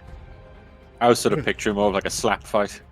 The two of them leaning back and just like... I don't know. I've seen what Neshlel can do, as has everyone here actually. So a girly slap fight is not on the cards here. This is a full-on fisticuffs, and we're not talking Queensberry rules either. Eye gouges and bites and all sorts are permitted. But anyway, that was all Neshlel could do. So we're going to move to Demon, which just happens to be the demon that Neshlel was next to, so we do the daring and security thing again. Slut fight continues. Ooh! The demon got a complication. Go on then, Connie, roll daring and security again, please. Well, that's much better. 1 success, 1 success. I got a complication. Which means, let's go with, yeah, back and forth. Neshlel manages to start beating the demon's head into the floor, so can I get a unarmed strike damage, please, from Lieutenant Gurkow? And that is... If you go down to belongings, there's a section that says weapons, and you've got unarmed strike. Got it. And just press unarmed strike. That's 4 damage with 1 extra success. So 2 with a success means you got knockdown. So essentially you crack him in the jaw and flip him over so that he's on his back. Not bad. Not bad at all. Who is next? Tavish, Phlesc, or Sot? Who's next? When the demon's on its back, is it more vulnerable to being shot? Could be. I could go with that. I don't Presumably mind. it's an easier target because it's in like one place. I can go with that. I can lower the damage as a result. Difficulty as a result. I don't mind going next because I've already set my phaser to extra damage, but I don't mind taking a quick action to aim before rolling. Sounds like that you've already decided what you want to do, so let's do it. Phlesc! You can use a quick action to aim, so you can re-roll one of your rolled dice. This will be a control and security check if you are using the phaser. Which target are you going for? The one that's on its back? The one that's on its back, yep. Alright. 2 dice. Cool. 2 dice, unless you're buying an extra one with momentum, but there's only 2 in the momentum pool, so that's entirely up to you to determine. Go for it, my boy. Difficulty 1. And you got 1, exactly what you needed. So roll for your phaser's damage. It still has the vicious quality, so any effects mean extra damage. You rolled 2 effects, so you actually did 4. Nice. 1, 2, 3, 4. Okay, the tide might be starting to turn a little bit. That was all Phlesc can do. It's now one of them next. So let's see, it's the one next to Hopkins. So it's going to do what it did before. Daring and security against Hopkins versus... well, Hopkins is daring and security. I only got 1. So, Elizabeth, if I can get you to do daring and security... Oh, hello! 2 successes. So, Lovely. parrying a few blows, you get to land... Hopkins hasn't drawn her knife yet, so this can be an unarmed strike. So this will be an unarmed strike with 1 extra damage if you want to use it, or you can bank the extra momentum. I think I'm just gonna think that. No, that is a terrible roll. Yeah, no, I'm just gonna bank the momentum. Bank the momentum. Oops, you pressed at the same time I did, so we overbanked it. So there we go. Okay, 2 successes. That's still it attacked Hopkins, and she was able to redirect its momentum and then slap it about a bit. So the demon didn't get what it wanted. Who's next? Sot or Tavish? I don't mind taking a pot shot at the demon that's wrestling with Neshlel. Right, well, you can use... Kick it while it's down. What was Dr. Sot's phaser set to last time? I forget. Was it damage? Was it area dispersal? I forget. I think just damage. I haven't been trying to blanket attack. No, wait, you haven't set it to anything, have you? Because it was just plain old stun. So you can change it now if you wanted to do extra damage. I guess I'll Or go do for you extra want damage to... then. Sure. It seems like I can't really get the high numbers if I don't.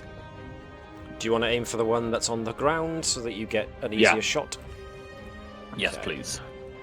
Awesome sauce. So this is Control and Security, difficulty 1. Cool. Heck. Oh my god! Again, both sides of the equation. Can I use a determination to reroll? Yes, you can. Whoopsie. Whoopsie indeed. That's Oh, better. Ooh! 3 successes, which means that you can either bank that extra momentum or you can add an extra dice of damage. I'll add the extra dice of damage for now. If that's Okay, cool. so roll the damage for the phaser and then use the perform challenge button to roll an extra dice. Mhm. Because it needs it, Wow. because that was freaking awful. Well. Eesh! And that was no better. All right. Fire and blanks over here, but Yeah, when well, I took the Hippocratic Oath, took it very seriously. yes, Sot's trying his best not to hit Gurkau. Because let's face it, combat isn't a static affair. There's still a lot of rolling around and jumping about, and this is happening within the space of seconds. So, there's a lot of fire going on, and we don't want to cross the streams. Another cross-franchise reference for you there. So, yes, Dr. Sot fires, doesn't make much contact there, unfortunately. It's okay, it's suppressing fire. Yes. Oh, man. That's what it was, honest. Which means that it's one of the demons that goes next, which is the one on Garrow. So, well, I'm not sure I trust any of you to roll dice anymore, so who wants to roll for Garrow this time? I'm pretty good when it comes to melee, just not phasers. So, do you want to take over Garrow for a second then, Liz, to do the melee? Go on, you may as well. No successes, so anything you do gets Garrow a good one. Oh yes, 2 successes, so Garrow can do unarmed damage and either add those 2 back to the momentum pool, or use them both for damage, or bank 1 and use 1. Now he's a big beefy boy. Do we want to bank 1 and use 1? Because then we're back Yeah, up to 4. I think we'll bank 1 and use 1. Yeah. Cool, so bank 1, roll an extra dice if you can by perform challenge. Ooh, that was good. So all in all, he has scored 6 and a knockdown.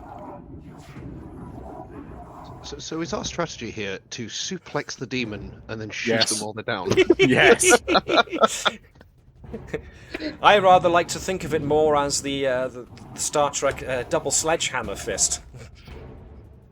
Because, apparently that's the technique that works every time if you want to take on larger opponents. Sledgehammer fist to the midsection. From the Starfleet way to the Klingon way. What, Knife headbutting? Knife fighting, yes. Stab a bitch. Oh my god. Right, so the demon tried to take on Garrow, only succeeded in getting itself knocked down with not a bloody nose, as the case may be. It's Tavish's turn then. Tavish has got a demon on her, so does Tavish want to shoot the thing point blank with a phaser, or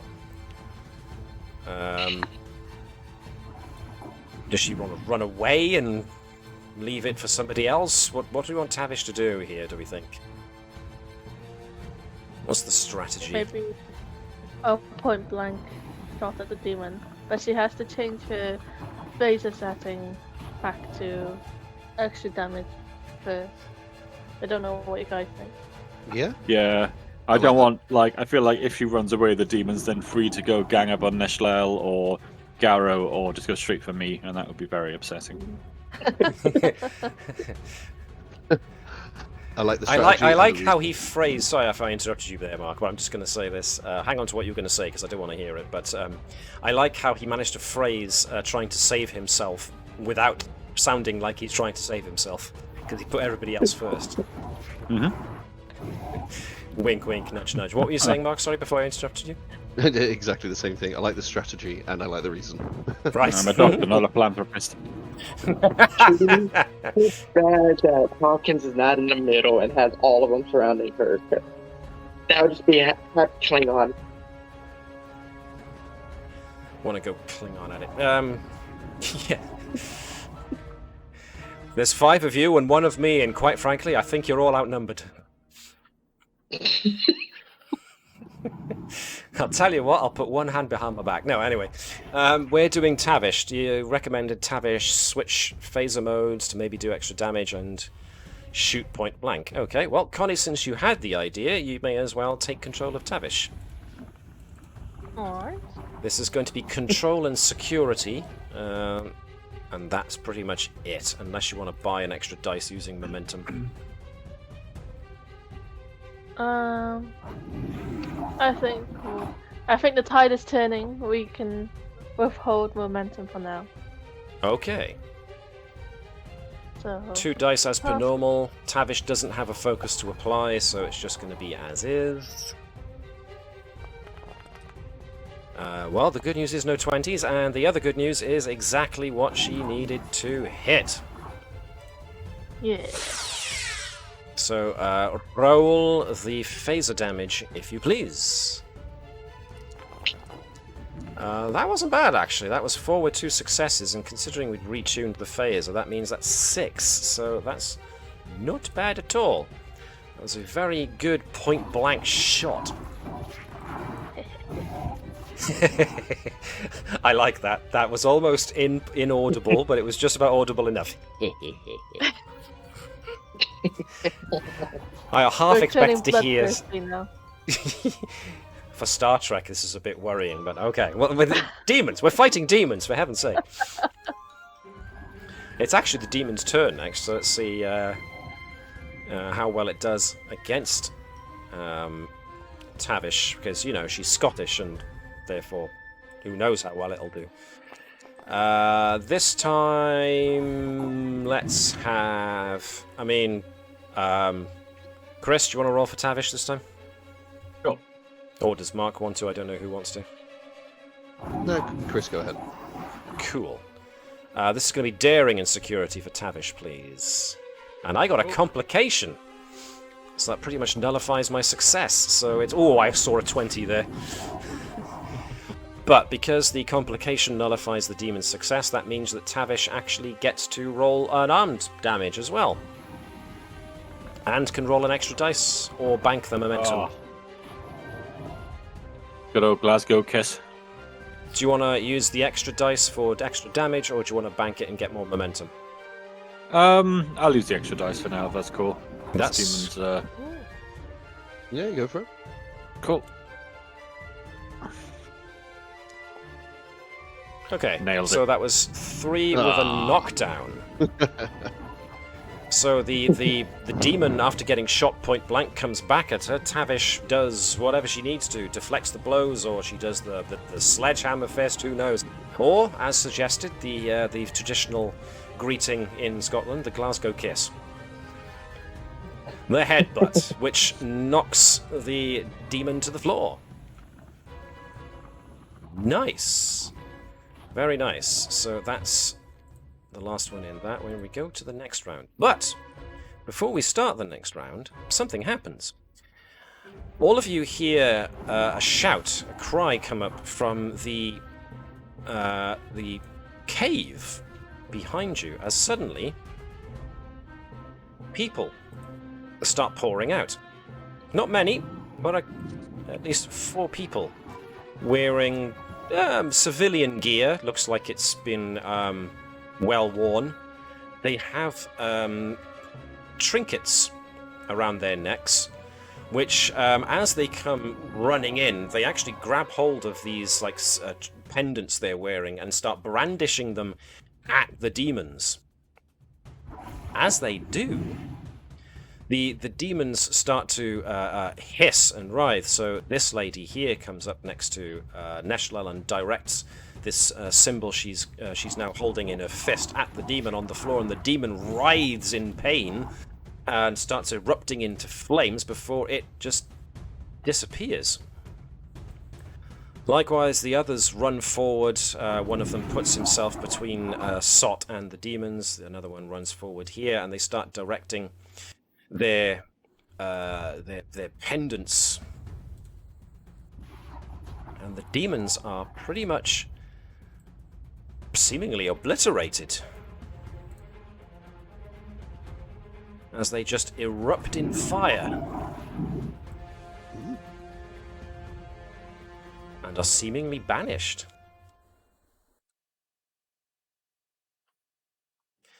So the guys who came out to help you, one of them in particular, this fellow here, looks Dr. Sot up and down. Are you injured, sir? I've been better, but I think I'm okay. Well, thankfully we heard the scuffle, and it seems our faith was enough to drive them back. Please, just in case there might be more of them, we would recommend that you seek shelter with us. We have food and water and supplies available in the tunnels.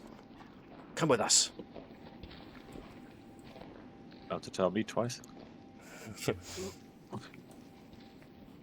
Okay. So, let me just check. Yes? Just as we're walking past them, can I get my bioscanner just to give them a quick once-over as we go walk towards the cave? Your bioscanner, your little pet, as it were, your little device, gives them a once-over, and flashes green each time. They all read as perfectly healthy. Cool. So what you guys can do for me is, if you notice, I've got what looks like a wiggly, woggly, almost like a stair icon by there. If you click on your character and then click on the stair icon, hopefully it will transport you to the next area. You might have to be close to it in order to do it. So if you can, let me get some tokens out of your way. If we can have, I'll do Garrow, and I will also do Tavish. Chris, I think we've left Sot behind. Oh, there sorry. we go. Lovely. No. We've got you all now. That's groovy. So let's change the ambience a little bit.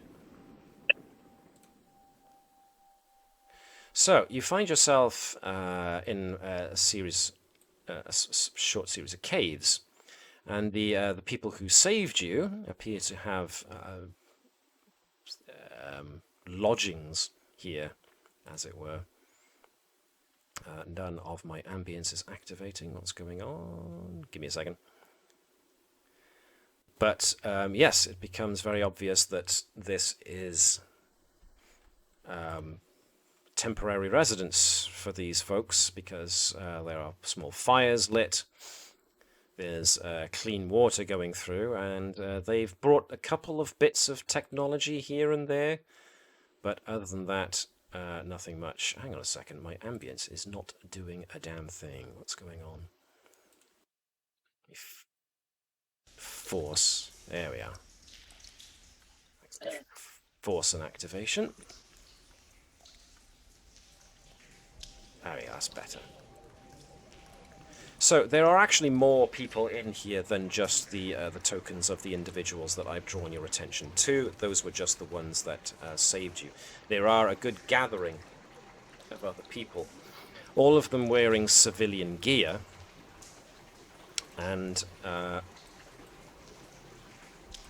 Most of them, you know, they've lived in these outfits for a while. It's mostly the wear and tear you would get from living off of the land. So these folks have got fingers and nails that suggest that they are used to a life of toiling from the land. For the moment, they seem to have set up shop here.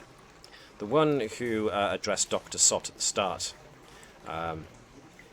is the one that greets you now. We were very afraid that this kind of thing would happen if people wouldn't follow what the voice of God told us. Unfortunately, I think you've just met the fate that's going to befall everybody here if we don't quickly get everybody to start following our tenets. Nevertheless, Annalisa will be very keen to meet with you. She's just over here if you want to have a word. Anybody who has any injuries or who needs any attending to, we'd be more than happy to tend your wounds. In that regard, because we have come out of a combat scene, everybody who lost stress can feel free to regain it. Your determination, however, will not refill, just your stress track. So feel free to... Not right.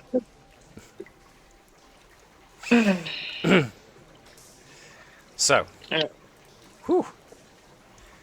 So, to, I guess, the leader. Take me to your leader.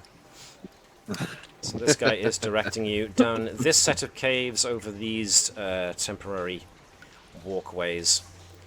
And just kind of comes this far, but then points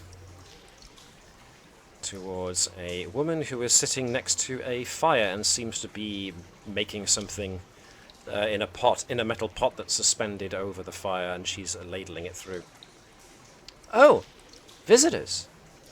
Excellent. We haven't had visitors in a long time. She puts down the ladle, kind of wipes her hands on an apron that she's got around herself, and extends her hand to Hopkins, who was the first one there. Annalisa Duval. Pleased to make your acquaintance. Commander Hopkins of the USS Combs. Starfleet. Wow, things are getting serious. But this is good news. Anybody hungry? I can't say it's anything comparable to what your replicators can reproduce, but we like to live honestly off of the lands here, so it's what we've got. First of all, can you tell us what we just encountered out there? Why didn't you tell me? What did they look like to you? They looked like demons with claws, and they were red, but they had no internal organs. The voice of God did warn us that if the faithful weren't going to change their ways so that we would have one encompassing faith, then unfortunately the end times would be visited upon us. It sounds to me like you've just experienced the first mark of the end times. She leans over to the guy in what looks like almost like a monk's habit. It was the one that spoke to Dr. Sott. They were repelled? Yes, Annalisa, they were repelled by our faith, just as the voice of God said they would be. I see. Thank you, Edward. You can go back to what you were doing now. The others will need your help. Well, Starfleet is here, which means that we can finally start spreading our message not just here, but off of Footfall. This is very good news. Now that you've experienced what's to come for yourselves, I hope that you now see why we took the extreme measures we did. I think we need to... My first thought is we need to scan one of those, like, emblems they have, right? Sure. Yeah. Also, the way that she's been a bit evasive. Oh, sorry. No, that's fine. Well, if you're asking about the emblems, they just appear to be all... they don't show any... They show plenty of signs of impurity, so it suggests that all of these talismans or pendants or whatever you want to call them were all handcrafted. So they contain like casting marks and imperfections that suggest that they were made by hand and not replicated. They appear to have been made from base metals, which can be found in the rock face around you currently, but there doesn't appear to be anything all that special about them. They're not emitting any radiation. They don't have any kind of crystalline lattice work inside of them that channels energy of some sort. There's nothing remarkable about the pendants whatsoever. Interesting. Nothing I can do with metallurgy as my focus to get a better understanding of how it could have possibly worked. You can try. If you want to do that check in order to get some extra momentum to the pool, then feel free to give me a control and science check with an emphasis of your focus of metallurgy then, please. Difficulty 0, so any successes you roll can be added back to the momentum pool. Cool. Rolling 2 dice, sorry. Yes, please. Yeah, pretty much what I said to Chris there. Totally unremarkable, handcrafted, made from base metals with a low melting point.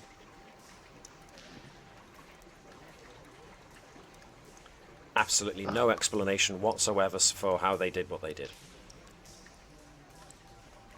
Good. I don't know who's got the best insight to do an insight check with the Duval. But they're being quite Insights, evasive. well, Hopkins have 11, which is really, really good. Tavish has 7. 9 for Garrow, so... I think we should probe a bit deeper because she's been quite evasive. She seems to know more than she's letting on. Yeah, what do they want from Starfleet? Oh. Yeah.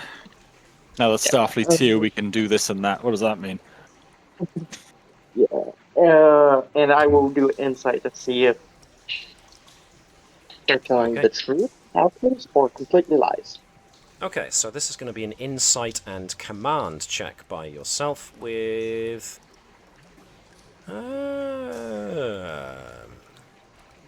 Negotiation, interrogation, like You're looking to get information out of her, so let's go with interrogation focus. Even though you're not technically interrogating, you're listening to how she says what she says when others are asking her questions, so it's the same kind of technique, so I'll allow the focus there for interrogation. 3 successes. Nice. Okay. When she says what she says, as far as Hopkins is concerned, she's being totally truthful and doesn't appear to be hiding anything.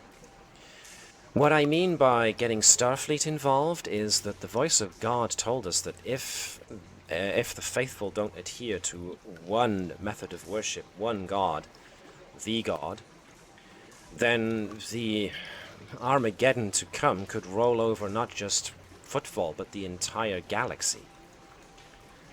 So as you can see, our message here is really important. We need to get this out because people need to change quickly. If what you just faced out there is any indication, the end times are not far from us. All I'm saying is, like, what does God need with a starship?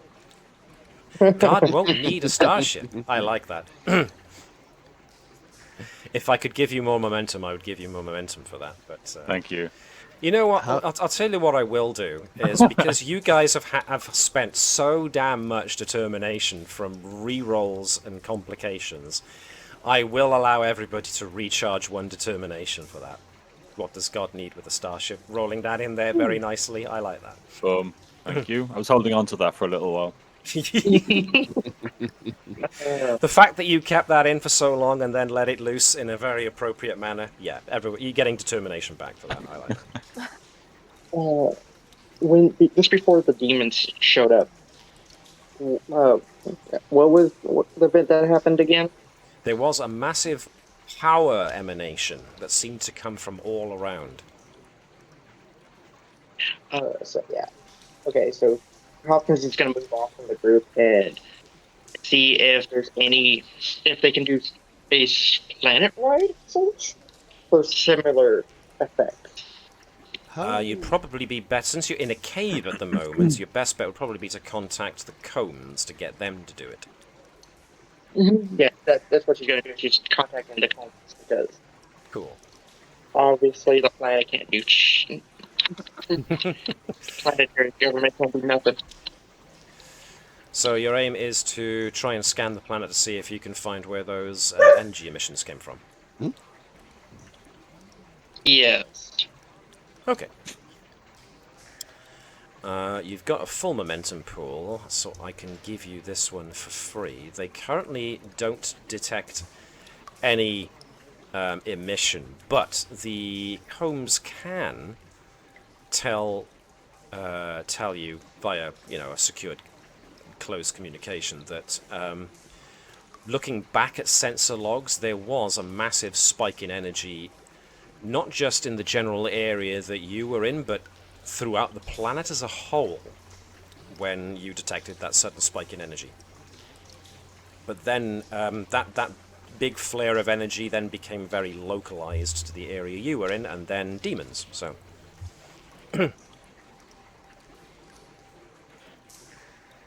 Can we ask Duval, how does she communicate with God, and how does she know it's God? of course. Well, I can introduce you to the messenger if you wish. Please Yep. do. Yep. Excellent. Well, in that case, we're going to need to take a little bit of a trip. So I don't know if you want to rest up or anything before we go, because some preparations are going to be needed.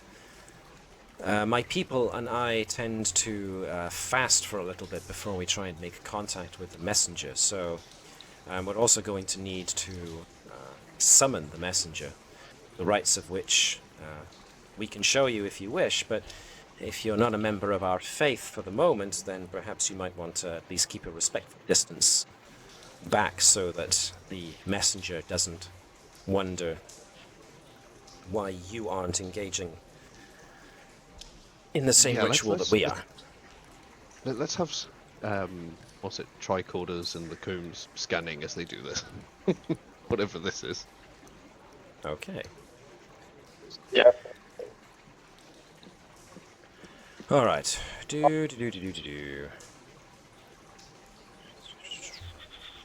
Let me just check my notes here a minute.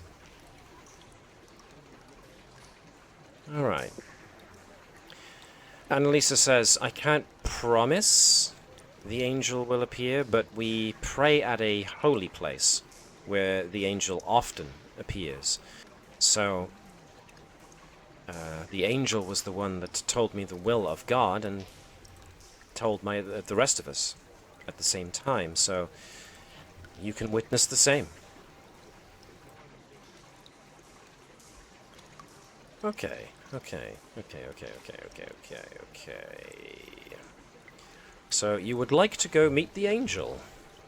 Alright. Who have we got? In fact, I'd better actually bring the proper thing up, hadn't I? Aha! Do I have everybody before I switch maps? Let's see. Blah, blah, blah, blah, blah, blah. Right. I don't have you guys, so let me just gather everybody's tokens in one place so that I've got you, so I can copy you and put you over to the next bit. Excuse me a second.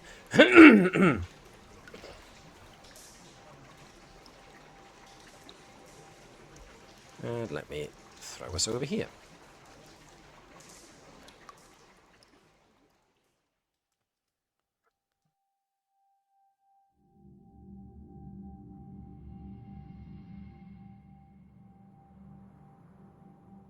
So,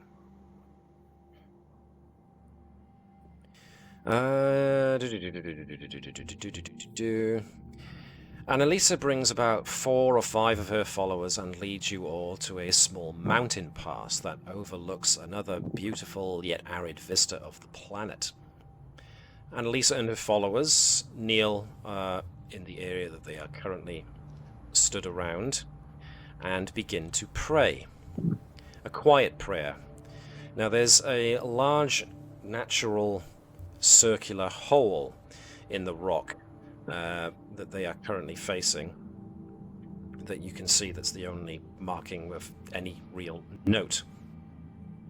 Annalisa doesn't seem to mind the fact that you guys have got your tricorders out. In fact, she seems to be very much okay with the idea. And after about 10 minutes of waiting around, something happens.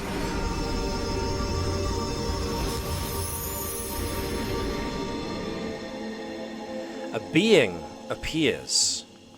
The creature appears to be a humanoid, asexual figure made entirely of light and has flaming wings spread out from its back. It floats above the ground and bathes the area in a soft glow. It's actually so bright that it takes you a moment to be able to look at it. And when you do, you cannot help but feel a sense of awe. Let me get my voice changer going here then. If it's not that one, it's that one. Bioscanner, go. Let's find out what that is. I am the voice of the Good lord. Scanners going, yes indeedly. A furious flurry of tricorder activity occurs. So, yes indeed. Those who want to do so can give me a... Let me see. I need an insight and science task. I can do a scan as well. Yeah, I want to do From that. whoever but wants to do it. But I want to do one, but I'm also relying on my bioscanner as well as a tricorder. I'm assisting, so we can ignore that complication. Haha, cool. So, do your assisting roll then, if you please. Just the one dice, yeah? Yes, please. Why a 20? Ooh, there we go. That happens a lot in this group, I find, for whatever reason. I think the dice have got the wrong idea of what system we're playing here. How do you like, complicate a scan? Is it like the angel seems to be half human, half Klingon? Oh wait, no, sorry, I'm pointing it backwards. That's me. Well, yes, basically. How do you complicate a scan? That was the question I was going to have to come up with an answer for, but then you answered it for me by having Mark assist, Phlesc assist, so thank you for that. But yes, 2 successes, okay. And you get to ignore that complication as you have a look. Now, Hello, cat. Feline intervention, excuse me. Yes, can I help you? If you're licking my nose, then that means you're hungry and you want food, but I've got bad news for you, mate. You're going to find none here. Can you not see my Admiral's pips? Can you not see my comm badge? This means I'm streaming right now, my dude. Yeah, I thought as much. Off you go. Thank you. Sorry. The angel's a cat. In walked the cat and rolled a 1. 2 successes. Right, okay, so difficulty 2, so you got exactly what you needed. Interesting. Right. So, the angel starts to talk to the voices of purity who are assembled in front of it, unless, of course, you guys actually address it yourselves. Go away, mate.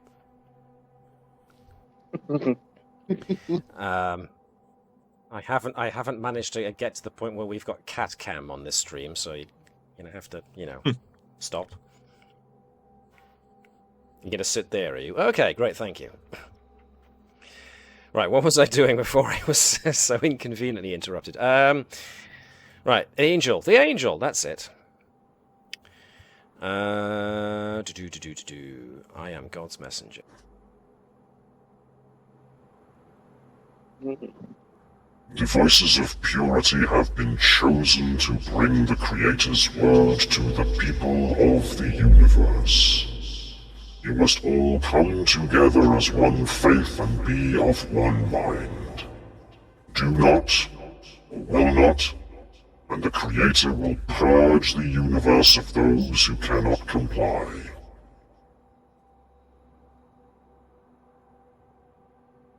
So, there were those of you who made checks with tricorders, and you got what you needed. What you notice is that the energy pattern coming off of the so-called angel has an organic pattern to it and generates a low-level telepathic field. But that's all you get.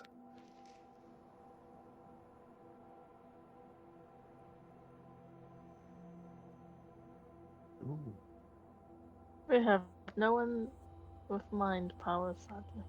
Sadly, no you don't. It's all about the fists. I'd like to approach the angel Go. Yes? and say, "Who are you? What are you?" Excuse me. I've got cat furiously pawing at my face. Oh. Dude, stop it.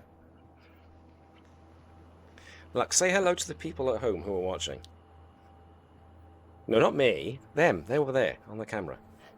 No, seriously, my mate. Get off. Look, no. He's going to bite me in a second because I'm not complying. Anytime you want to stop. Thank you. Who are you? What are you? Was the questions I heard getting asked. Yeah. Dear me, if I can just stop my comm badge from being taken off by a cat. Dude.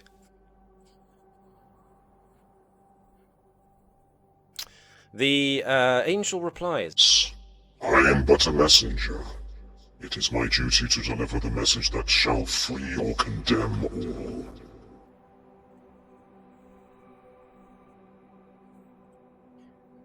But I must warn you, time is short.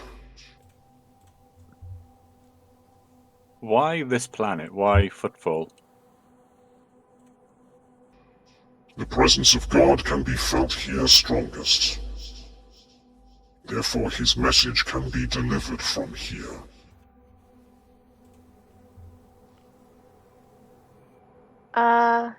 I'd like to use my incisive scrutiny mm-hmm. to ask, why now? Who is this God? God is the Creator of all things, the one who shall always bring deliverance for those who ask of it, and damnation for those who do not endure it. He does not wish to destroy, but he must, if those who do not conform continue to resist.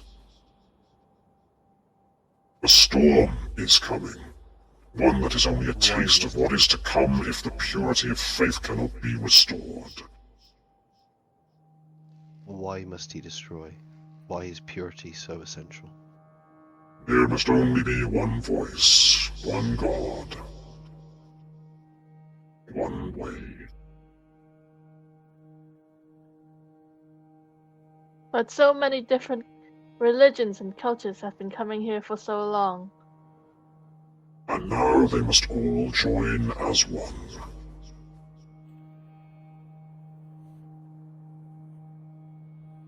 But why? God decrees it so, and so it must be. If your God is truly the creator, then why is everything localized to this planet? This is where God has chosen to be the start of his great redemption of the galaxy and the universe. It is from here that the message shall be carried forward.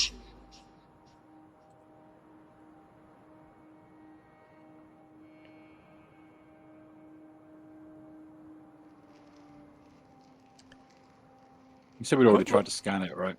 Yes, you did. Were those demons summoned by this god then? That's what I'm thinking.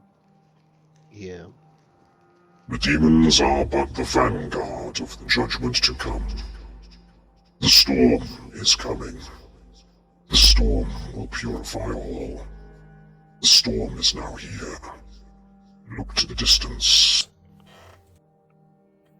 While I'm busy getting pawed by a very insistent puss, I am going to change the ambience as something happens. Soon you get contacted by your ship as a duty officer has apparently detected a large energy storm moving towards the main colony, far faster than a natural storm should. And Elisa at this point says that this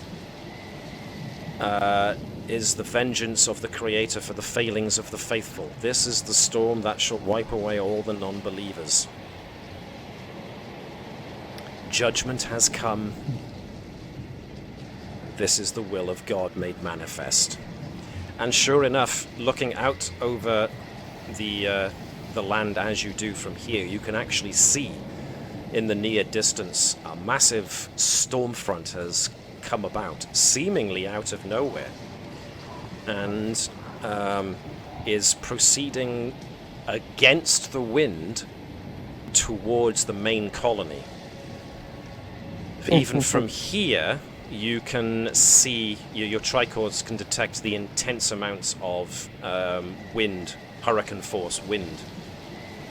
And anybody in the colony, when the storm front hits, is going to be probably in for a good bit of trouble, because it looks like it could do a pretty hefty amount of damage. But also... Can the Combs... sorry, go on. No, I was just going to say, can the Combs do, like... Can the Combs scan that, anomaly? Energy surge. Isn't it? The Combs does report that another planet-wide energy surge did happen just before the storm front manifested. Have they been able to identify where that came from? No, they can't. I know, it like, seemed to come from the entire planet.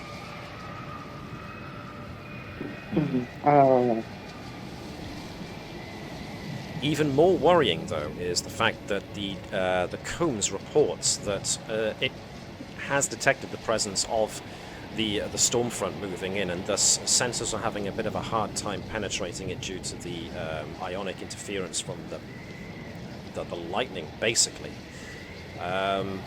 But they have detected the Combs has detected strange energy signatures within the storm that suggest there might be some form of life forms within the storm, but they can't say what, how many,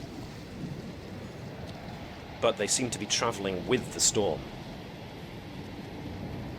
Can they isolate an energy profile, a profile of the energy within the storm, and send it to our tricorders? Sure. It will have the same energy pattern, the organic pattern to it, and the same low-level telepathic field that you noticed before in the Angel. Why is God being vengeful? To ask the Angel, why does God need a vanguard? And why now? Everyone is worshipping and being faithful in their own way, embracing their beliefs. Why must there be only one? There must be only one because God has decreed there must be only one. This was the warning. This was the plea. The plea has not been obeyed, and so judgment must be enacted. And that's when the Angel disappeared. And you do now get traces of, what's the word I'm looking for? Distress calls from the main colony as they are basically transmitting a request for help because they've got lots of people who live in the main colony, and they are now all going to be in trouble if they're not evacuated or at least gotten to somewhere safe. There's now a storm bearing down on them, and there are now scattered reports of there being things within the storm that are attacking people. So, given that there is only 15 minutes left of our session tonight, I think I'm actually going to end us a little early, because that is a natural place to stop. But it seems like the away team might have to hoof it, as it were, to the main colony quickly if they want to save people. But that will be for next time.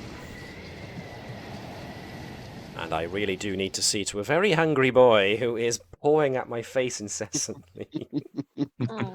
Mate, seriously. I'm going to have no face left if you keep doing this. I was going to ask if the Combs could log on everyone that lives in the colony and just beam them aboard the ship. I was going to say something similar, because I've got a focus and specialization in warp field dynamics and transporters. Rather than locking onto the civilians, we've got the biosignatures of the inverted commas angels. Can we Oh dear. teleport them aboard? So you want to try and teleport? You want to try and transport? Well, maybe not aboard the Combs, but move them away from what they're doing. Maybe on the Combs, maybe not. I don't So know. you want to try and bring the demons onto the Combs? Am I misunderstanding that? Yeah, that. If it's the That's same, why. yeah. That's why I said civilians. I just feel like if there's a fewer number of them, but we could transport them not necessarily on board the Combs, but we can move them to somewhere else, like bring them to us. Interesting.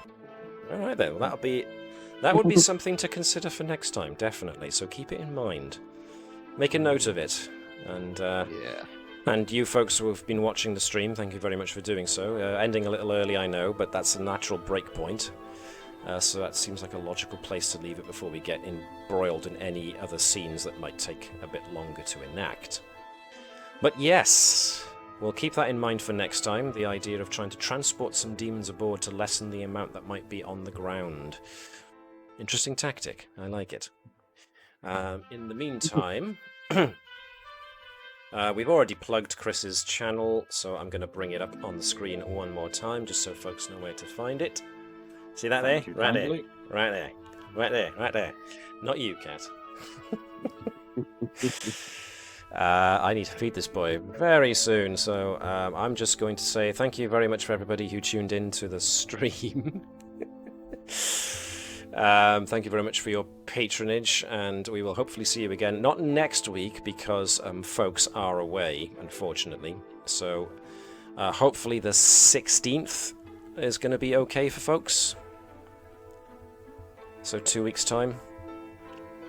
Since, unfortunately, next Friday I am going to be having my Kung Fu grading happen when I should be doing this. So...